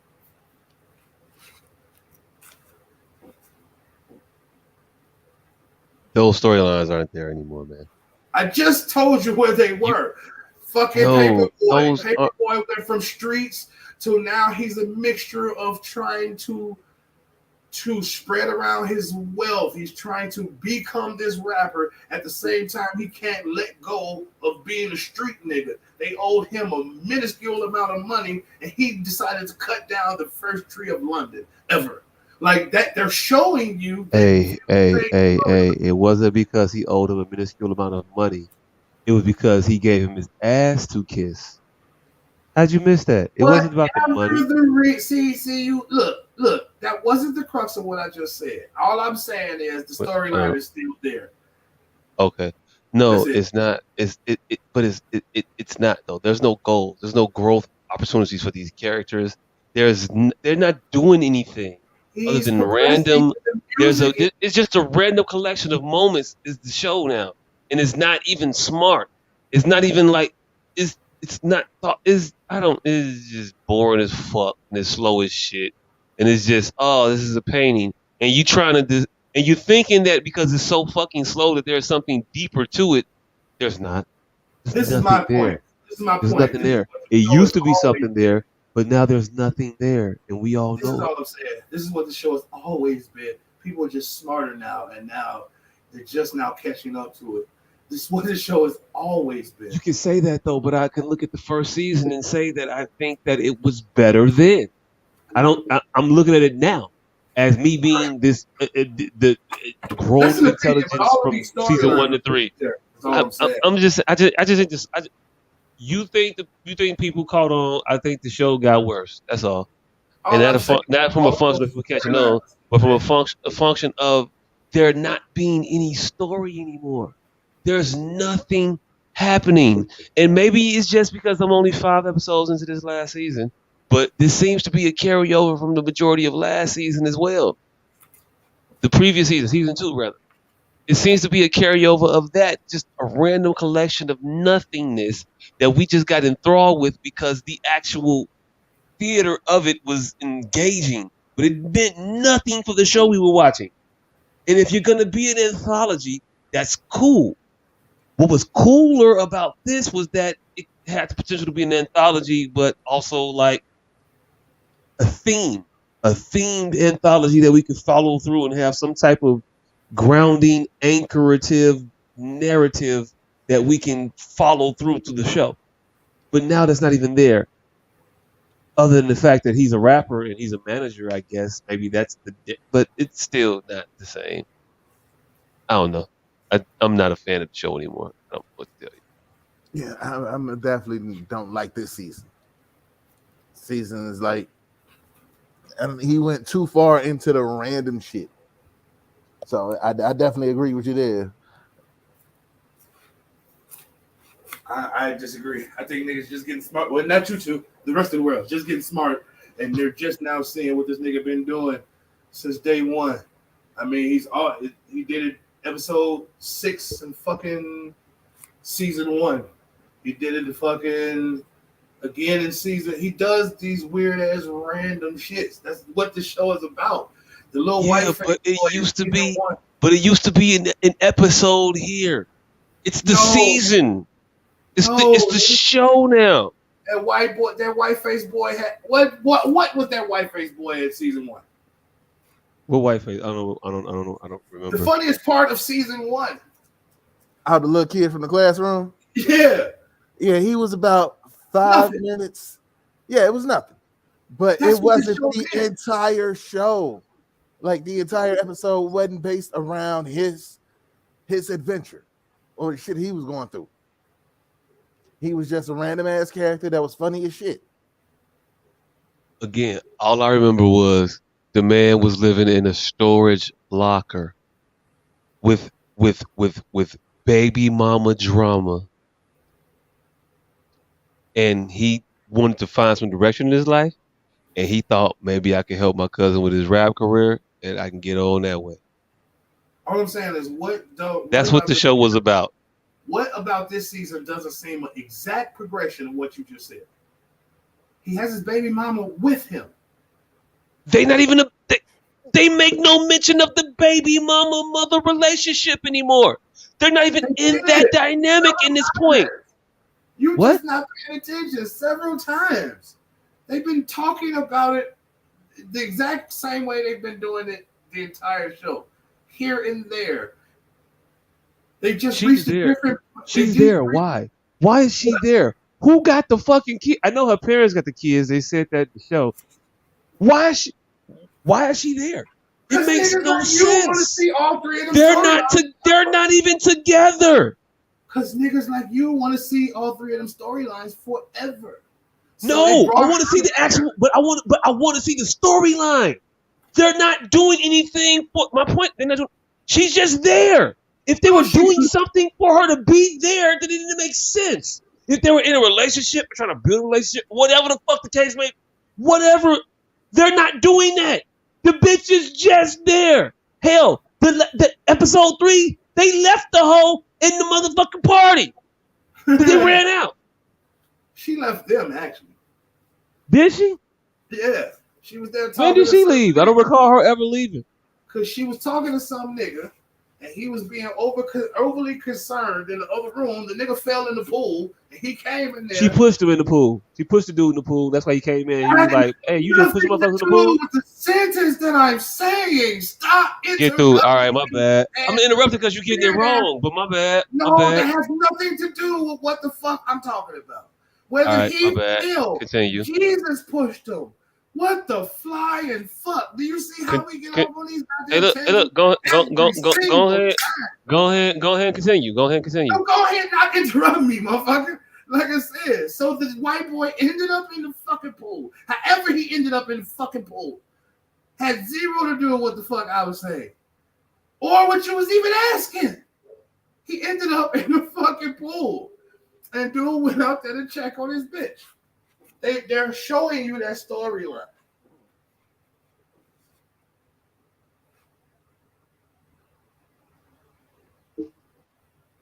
Did you want the entire episode to be about her? No. All right, then. Well, he showed you his bitch. He went and checked. All I'm saying is this. He brought her out there. It seems weird. They're not together. He bumps into this bitch getting ice at 4:00 in the morning. They have that scene. It felt like it was 15 minutes. It was long. It was no payoff. It was no purpose for it. They go to a party at a house. The 4 of them together. He sees her. She's pushing people in pools. She's kleptoing shit in the party or whatever. He doesn't actually address that. He goes, sees her in the pool. He talks to her for a hot second.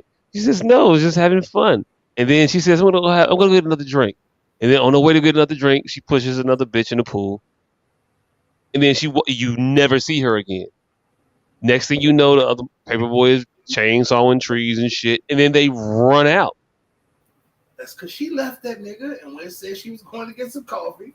And then they run out. And then I don't remember her saying she was going to get coffee. She said I'm going to get another drink. Like she was going back to the party, go kick it some more still. Like still hang out. What mean left? She walked away like she been away. None of them were like tethered to each other the entire party. Ain't like there was you in this room, I gotta be in this room. Listen. She said I left. She said I'm leaving.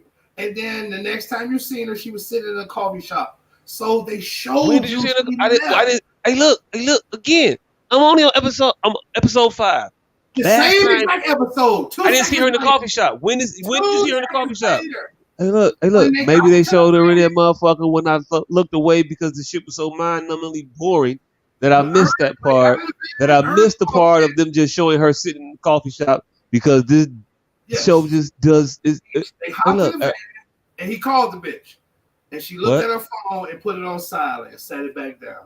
They showed I don't remember that.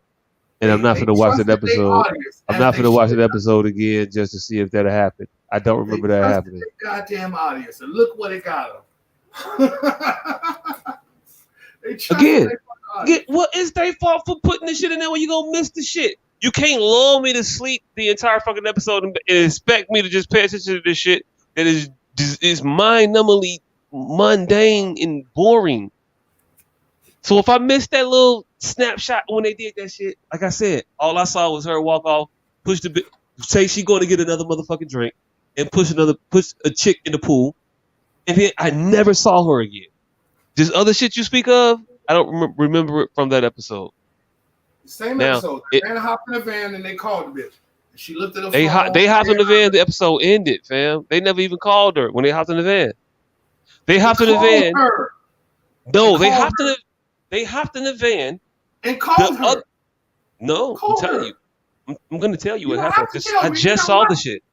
Hey, look. All right, you got it. They called her. All right, cool. But for anybody who actually want to know, they hopped in the van, and then the white boy in the party that was pushing the whole racist Chinese chick, but the shit she said to the Keith Stansfield character, he turned around, said, "I'm here." Well, you got. He was the Uber driver at the end, and then I don't know what else happened after that. But like, that's what I saw. 10 more minutes after that. There was not 10 more minutes after that. It might have been. Hey, look, it might have been 10 more minutes in another episode later, but not in that one. No, it wasn't. Yes, it was. They had an exchange between the white boy, because they was shocked at the white boy, right? When they first talked to them, they wasn't expecting him. They wasn't. Right? And then what happened after that? They settled down. The episode ended. No, they settled down and started talking to the nigga. Then he called his bitch. Then his bitch looked at the phone and said "earn" and put it on silent and sat it down. And then that nigga was like, "All right, fuck it, pull off." There was a lot of shit happening between them. Hey. I think you might be conflating multiple episodes. I don't think that happened in the same episode. We got a third motherfucker here. I don't know why this nigga always goes radio silent. Yeah, I definitely don't remember that episode that well to fucking go into this shit. Honestly, I've been scrolling through my phone for the past 5 minutes. I have no clue what y'all are still arguing about. Hey, look. Like, y'all motherfuckers have y'all got into y'all argument about some shit. So I'll let y'all rock out. But yeah, I don't feel like they are going. I mean, they did acknowledge. Yeah. Well, no, I can't even say that she's getting less attracted to him because of shit that happens later on in the season. But that's what the juxtaposition is about. That's why they're showing she's getting less attracted to him. That is the turn. Hey, look, if they draw some shit together, for the last 5 episodes of this season, I'm gonna take my hat off to them. The first 5, where I'm at right now, nah, it's nothing there. And now, again, I may change after watching the last 5. No, you ain't gonna change, nigga, because you still don't see that the whole in-game shit was. You didn't see the goddamn boss fucking parallel that I was telling you the whole time. I'm like, hey, fam, I got a fucking. This is about who's the leader. You like, hell no. Fuck no. I'm like, yeah, what? They're trying to figure out who's the leader between Cap and Tony. All of this shit is written down. That's why I'm glad. Hey, hold on. What are you saying? Because I feel like you be saying shit just to say shit. Nope. It don't necessarily be what I said. You missed the minutia, is all I'm saying. You missed the small shit. That's all I'm saying. You don't pay attention to the small things. That is the beauty of the art. Oh, because I definitely knew that like Cap and Tony was the parents. What Cap and Tony is the parents, fam. is the parents? Parents, yeah. Cap is mom, Tony is dad, vice versa. How the fuck you want to make it? We But literally yeah, had an argument when where they I was fight, sending pictures of them in them white suits, telling you who was standing in front and why they were showing them standing in front. And you like, no, they ain't having no fucking power struggle. Like this was literally what I was telling you. I in the was white sending you suit, pictures in what white suits? I don't even remember. They were in before white suits. before the fucking they showed you that the back in time suits was white. They had some prototype fucking trailers that end up being not the same. And I'm like, yeah, they're having a power struggle here. That's what the fuck going on. You're like, hell no. Hey, look. You Here we talking are, about 10 some years shit. later. You Power hold struggle. on, hold on. You mean to tell me I didn't get Power Struggle from the movies that they entitled Civil War? That Yeah. the Power Struggle never dawned on me in that moment when they had a big ass Power Struggle, red team versus blue team fight. I didn't know there was two motherfucking leaders and it was two opposite ends of the on the battlefield. It was a power struggle with two leaders leading the teams. I couldn't see a team captain, team Tony. I didn't see that then. I couldn't. No, you didn't. Bet. Cool. All right, cool. Show me that. Show me that one. Let me know that I missed that. But the white suits was in Endgame, and the power struggle was Civil War and First Avengers. I mean the Infinity War. Every Avengers, they have been Cap and Tony button heads. Since the start of the team. Yeah. But I was oblivious to the power struggle.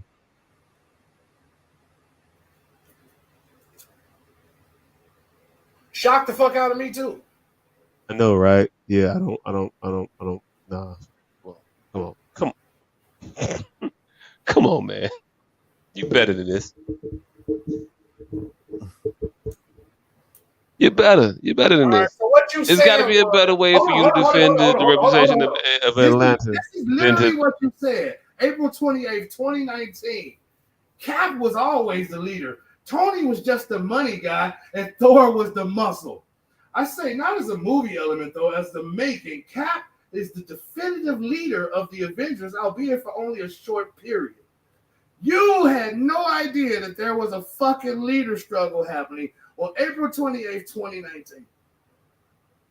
Okay. Yeah. Nah. I gave you the defined positions because those are the rules. Those are what they play. But there's a power struggle there still. Did I say what we arguing is a power struggle? Yes. Cap is the leader. Tony is the muscle guy. I mean, Tony is the money guy, and Thor is the muscle. Yes. But does that alleviate the eventuality of the power struggle that happened between them? When Tony and Cap is the motherfuckers arguing behind the shit? When Thor is trying to tell motherfuckers that when they had a power struggle between the two of them and the three of them in a lot of parts the entire movie. It was always them three being the motherfuckers in charge. This is you literally saying that there is no power struggle. Tony is the and I told you what they are, because that's what they are. That's not what they are. That's not what they are. The whole entire series was trying to define a leader. Tony was not the leader. That's exactly what we were talking about, and you didn't understand that then. Cap is the leader. Cap is the leader. Tony's the money guy. Thor's the muscle. That's why Cap was the first. That's why Cap. Who was the first one in the Avengers? Who was the first Avenger? The first one, because it happened in 1940. That had nothing to do with him being the best one or the leader or nothing. Okay, real quick. Yes. Okay. put it in order for me because maybe I could be misremembering. But Nick came to Cap and told him about the shit, and then he went to recruit the rest of the team. Correct? Nick Fury came to Cap America and said, "Hey, look, got some shit for you though. You know that, right?" That's what happened at the end of the Captain America movie, right? No, actually, No. Nick Fury No. came to Tony first at He the came end of to Iron Tony Man. first, and if you want to keep it in canon, he came to Miss Marvel first. So no, nothing of the shit you was about to say is correct. So in canon, he made the Avengers team with Miss Marvel first. MCU canon, yes. No, Avengers team, Miss Marvel. no, That part. Captain Marvel made him realize that he needed to get a squad together. She was never to be a part of the squad. She was already gone by the time. Huh? So what the fuck was the pager for? The idea to get the squad together didn't come about till well after Miss Marvel. He had Captain Marvel in the 80s, fam. He didn't start to try to get the team together and to even think about the team until I thought Iron Man 1, which came before the first Captain America, but the events in the first Captain America, timeline-wise, happened before the first Iron Man. There's always been a leader dynamic between all three of them motherfuckers. Yeah, but did he not come to Captain America at the end of the? Nothing to do with you not realizing that there was a leader dynamic between all three of them, not just Cap. No, I realize but that's the power struggle is a result of the leader dynamic. No. Cap's the leader, yes, but there's a power struggle in, well, I'm the strongest and I know better, because Thor had that moment as well. And then it was I know better than you, and Tony had that moment, but they were all three of them at the head of the issue. That's why in Endgame, it was them three. That's why when the first Avengers came, when it was initially, it was them three. It started with them three, it ended with them three. I don't know why that's more open, but it's a lot more than this conversation that would make it definitive that you didn't know it was a fucking. Did it not start? Did the Avengers shit not start with them three? You know why you said Cap was the leader? Tony? Hold on, no, I'm just real shit. Did it not start with them three? No, who three? It didn't. It started with Tony and Cap. He wanted Hulk, but Hulk. Banner was like, "Hey, I'm not trying to be the Hulk no more."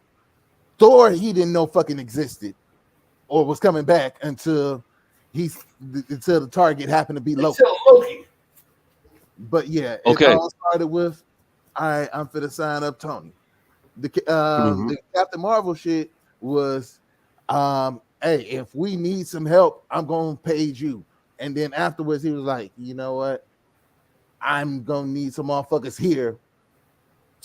In case some other shit like what happened today happened, but a motherfucker wasn't on our side. So let me put together this Avengers initiative. And in what movie at the beginning of the fucking movie did they place Captain America, Thor, and Iron Man in the initial introduction of the three of them? They were initially in what? A big three-way ass battle royal ass fight. Am I wrong? Yeah, but that wasn't for leadership. They wasn't like that was to set up. That was to set up the basis for the power struggle that was gonna happen with them the entirety of the time. But again, Thor didn't give a fuck. Captain America was the leader, but Thor cared about who was the muscle though. Thor definitely cared about. Did he not? What? Thor definitely cared about who was the leader. Maybe he did, maybe he didn't. He definitely cared about who was the strongest. Yeah, and they played that out throughout the movie. He wanted to be the strong. And what I'm saying to you, they all had defined roles, but they were all the top tier leaders of the Avengers, but the roles were that Cap was supposed to be the captain, the leader. Iron Man was the money, and Thor was the muscle. No. Yeah. There was no definitive leader. The entire shit was about one of them becoming the leader. That's what it was. They were all highlighted in every movie equally. That's what the fuck the shit was about. Mm-hmm. Them finally in Endgame, one of them becoming the leader. Hey, you say that, and I think it's about the power struggle. But in like the first Avengers, you got one motherfucker barking out orders, and you got other motherfuckers following orders. Right? You got Cap telling everybody where to go and what to do. Is that not? Am I wrong? Am I wrong? You're wrong. I'm wrong? Okay, cool. Bet. Watch the movie again and then tell me that. It's officially 1:00, damn near. Not officially, but unofficially. 9 minutes till. And we 3 hours and 40 minutes in. And I feel we finna argue in circles for the next like hour and a half.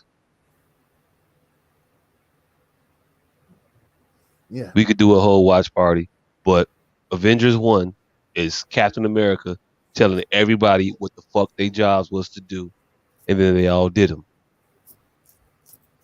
Also, Avengers is Captain is Iron Man telling everybody I pay for this shit, so I'm start making decisions. And then in Thor telling everybody I'm more powerful than all you motherfuckers. I know about all this shit. I had a vision. We gonna make this mother. We gonna say this is what we doing with the Infinity Stone, and boom, I'm going to make it happen because I'm stronger than all you. No, Thor didn't give a fuck about what nobody else had to say. He was just gonna do with his own shit. Ain't that what I just said? No, he said this is what he was making decisions for what other people couldn't do. No, he just made decisions on what the fuck he was gonna do. Yeah, but okay, all right, cool. He agreed with another motherfucker making the decision. How about that? Mm-hmm. Tony said we making Vision, and then he started making Vision, and then they was like we not making Vision, and then Tony and Cap was fighting about making Vision, and then Thor came in and was like, "Nah, I'm fucking with Tony. We making Vision." Even though he was gonna, even though he was to make Vision regardless, he was like, "That's the thing to do." Oh, y'all already started. Well, let's finish it. Thor wasn't anywhere around. Thor just came in and put fire to that nigga. Thor didn't know none of that shit was going on. He just popped up and electrified that nigga. He wasn't even on the planet when that shit was going on. Yeah, he was, and he knew. That's why he did it. He wasn't. He just Mjolnired right into on top of Ultron and fucking zapped the shit out of that nigga. What did you think the Vision Quest was for, fam? That he went on. That's why he knew. Am I wrong? Am I misremembering it? No, you correct. He knew some shit was about to happen with the Infinity Stones, and this was a way to make sure that one of the Infinity Stones stayed on their side. So when Vision was in the thing, I guess he fucking knew from that fucking vision. No pun intended. But yeah, he went and finished what was happening and created a vision. That motherfucker wasn't even on the planet. He's mystical, motherfucker. He ain't gotta be there. He was having a whole fucking Vision quest. He's not omniscient. He was nowhere around. He ain't gotta be omniscient. He went to the motherfucker who saw all the shit, and that motherfucker told him, "Hey, look, yeah, that part. Heimdall is the one that told him, wasn't it?" Nobody told him anything. Nobody had it. Popped up. He went for a nap with the scientist that was working with Jane Foster. He went with that nigga and took a nap and saw all these fucking visions of what the fuck was gonna happen. Heimdall wasn't there with him, right? Heimdall was there in the vision. It spoke to him. That's when he came out the vision, and then was like, "Oh, what I do?" And he flew to where the fuck they was at, because he knew where the fuck they was at. I don't remember that. Maybe he was. He wasn't there. Then he got there. He wasn't on the planet, as the guy with no name has said so eloquently. And then he went to the exact spot. It was like, I know what's going on. Boom. He wasn't there for none of the planning shit, but knew what was happening. No, he didn't.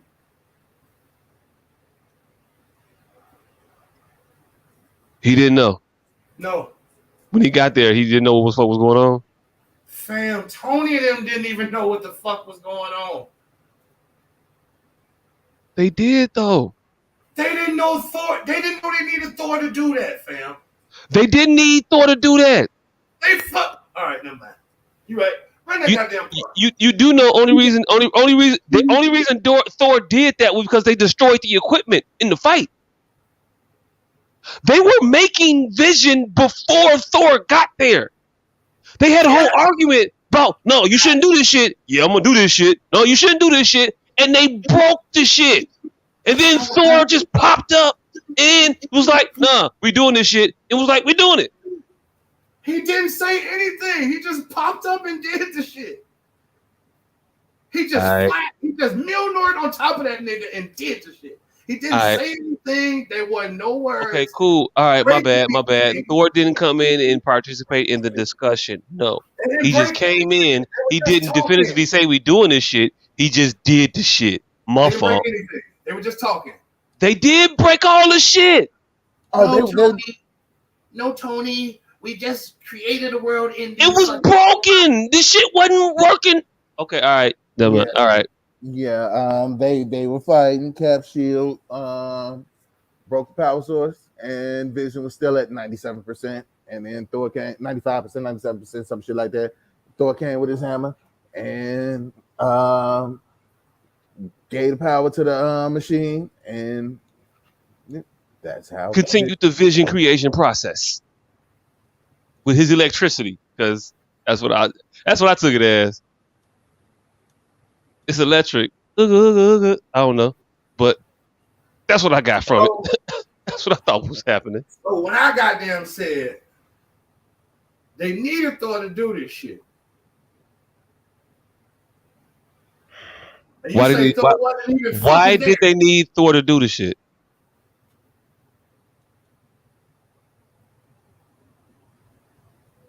Tell us why they needed Thor to do this shit.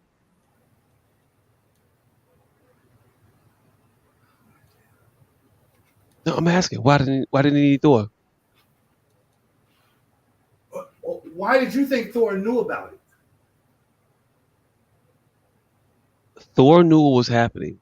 Thor had the vision about Vision and what needed to be happening with that Vision song, with the Mind Stone. He knew that something. Didn't know they needed Thor. What? Tony didn't know they needed Thor. So how did Thor know they needed Thor? Thor didn't think they needed Thor. Thor was just going there. They were fighting about the creation of the thing that Tony and Bruce Banner were doing. They were on their way to making it happen, and they broke the machinery, fam. What are you not catching about that? No, you said that Thor knew it was happening. He knew that Vision needs to be created. He didn't know that they were in conflict in that exact moment. He just knew that shit needed to happen. And so he went back to the team. Saw them fighting about the creation of the shit that he just had the vision of seeing that need to be created. Looking at the machinery being broken and destroyed, and looking at the power at the progression of the download or whatever being at 97%, and he took his hammer and was like, electricity, powered up. He's getting to 100. That's what happened. Yep, I'm sitting here watching it right now. All right, Quicksilver came and ran and unplugged the shit, and then it says power source is critical. And so now why did they need him again? They needed. So they didn't have to Bugs Bunny and keep plugging this shit in. Wasn't shit broke? This motherfucker. It wasn't broke. You just said he unplugged the shit. Yeah. Okay, cool. They could have plugged it back in, but Thor was like, "Fuck all the rest. I don't need you to do all that." Flew in and did the shit. Right. They unplugged the shit, and Quicksilver came and unplugged the shit, and Cap and Iron Man started fighting. and damaged the shit. And Thor came, landed on the machine, shot the shit, gave it up to, and finished the shit that these niggas was doing. Oh, So did he stop and talk to a motherfucker, or did he just land on that nigga and smack him? He landed, saw they was fighting, and then jumped on the thing that had fucking Vision in it, and did his lightning shit. Didn't talk to a motherfucker. Didn't know the plan. It was he did. Did you leave out the part where I said he was on the Vision quest with the What did he see in the Vision quest? huh? What did he see in the Vision quest? God. He saw Vision being created in the Vision quest. Yep. He was told or saw or whatever the fuck case may be. He saw that the Vision needed to be created, and when he got there, he saw that they were trying to stop the Vision from being created. He was like, "Nah, she need to happen. It's happening. We getting the Vision because I had the Vision."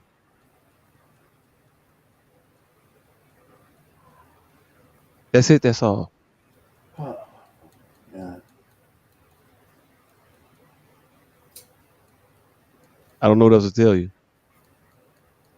You can run that pod because none of that shit happened like that. Yeah. All right. So I want to thank y'all for tuning in. I'm gonna do the shit every goddamn week. Urban containment units, PPEs, all that shit, ashtrays. This nigga has that shit for the low skis. Jacques is still in the middle of not knowing what the fuck he's gonna do this fall, but he's doing something this fall. Hey, hold on. I'm let me be professional, real quick.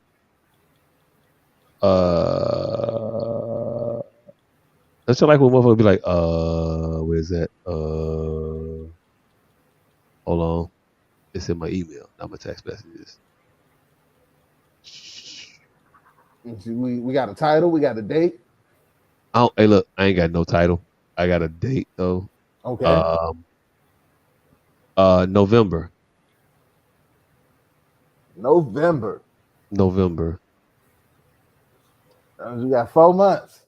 It's gonna be a slow build. But hey, look. I never told y'all nothing. I never told y'all shit this far in advance. But November. So yeah, it's a slow build. As the months go along, you get more and more details. But right now, just be on the wait for November. Some shit is coming. That part. So be on the lookout for that. Make sure to check out Cam's video. Follow Cam.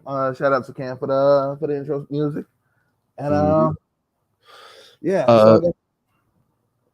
I feel like he had something else. Cam had something else he was doing. I can't remember. Hey, nah. Check out that Coco Jones shit. I kind of want to play it for motherfuckers. That shit was hard. Oh yeah, the freestyle that he did. Yeah. That shit was definitely dope.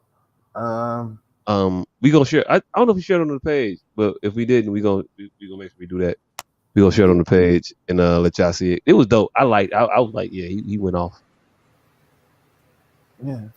Personally, I don't know. Motherfucker watched that entire goddamn scene, and nothing about that shit with Eric Selvig and him seeing the Infinity Gauntlet had shit to do with Vision. Like nothing. Okay. Zero.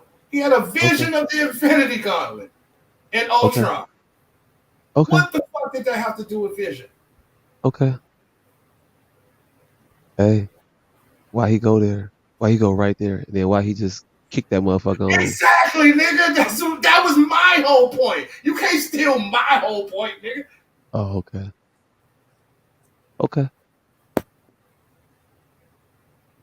My whole point was why did he go there? You said he knew he needed to. I said he wasn't even on the fucking planet when they came up with the plan. That was my point. Well, who came up with the plan? The people who came up with the plan makers, motherfucker. Oh, okay. The plan to do the dumb shit that they did the first time again. What plan you talking about? Making another autonomous robot. Okay. Okay.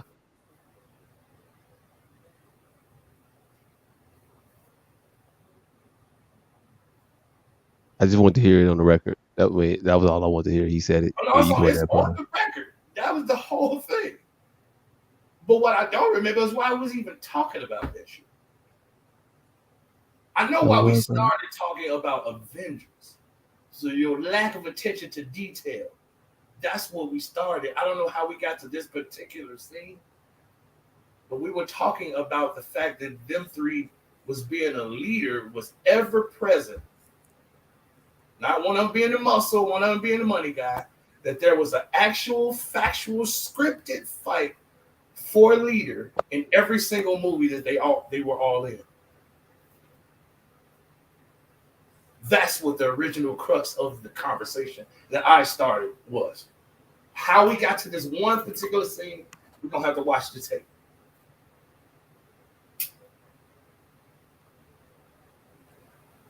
Okay. Yeah. You can run that fun. Yeah. So sitting here, I got a new bed. It's mad comfortable most of the time. Like it's good for 3 seasons. It's one of them foam beds, so it's really only good for 3 seasons. It has no spring. This motherfucker. Hey, look. That was a good one. That was a good one. You were sloppy in the approach. You definitely Three Stooges your way into that motherfucker. But hey, look, nah, hey, look, I've been drinking for it ain't got literally. no spring. There's no spring to it. Hey, yeah, I fuck with that one. Dropping motherfucking bars. Dropping them bars. That was a decent one. I ain't gonna hold you. All of them are great. Kiss my ass on They this are decent. not all great. Most of them are definitely not great. Most of them are like far from it, like horrible, horrible, bad. But thank y'all for tuning in. We appreciate y'all. We back here again next week. Hey, look, I don't never say it. We always forget. But hey, like and subscribe and share it. I know some of you all watch it when we not live, and that's what y'all be doing, or y'all watch clips, and we never say like and subscribe and share. But like and subscribe. It's Oh important. shit. What the fuck are Orlando, our racist fellows at? Orlando Brown said Bow Wow has a bomb ass pussy. We out this bitch. We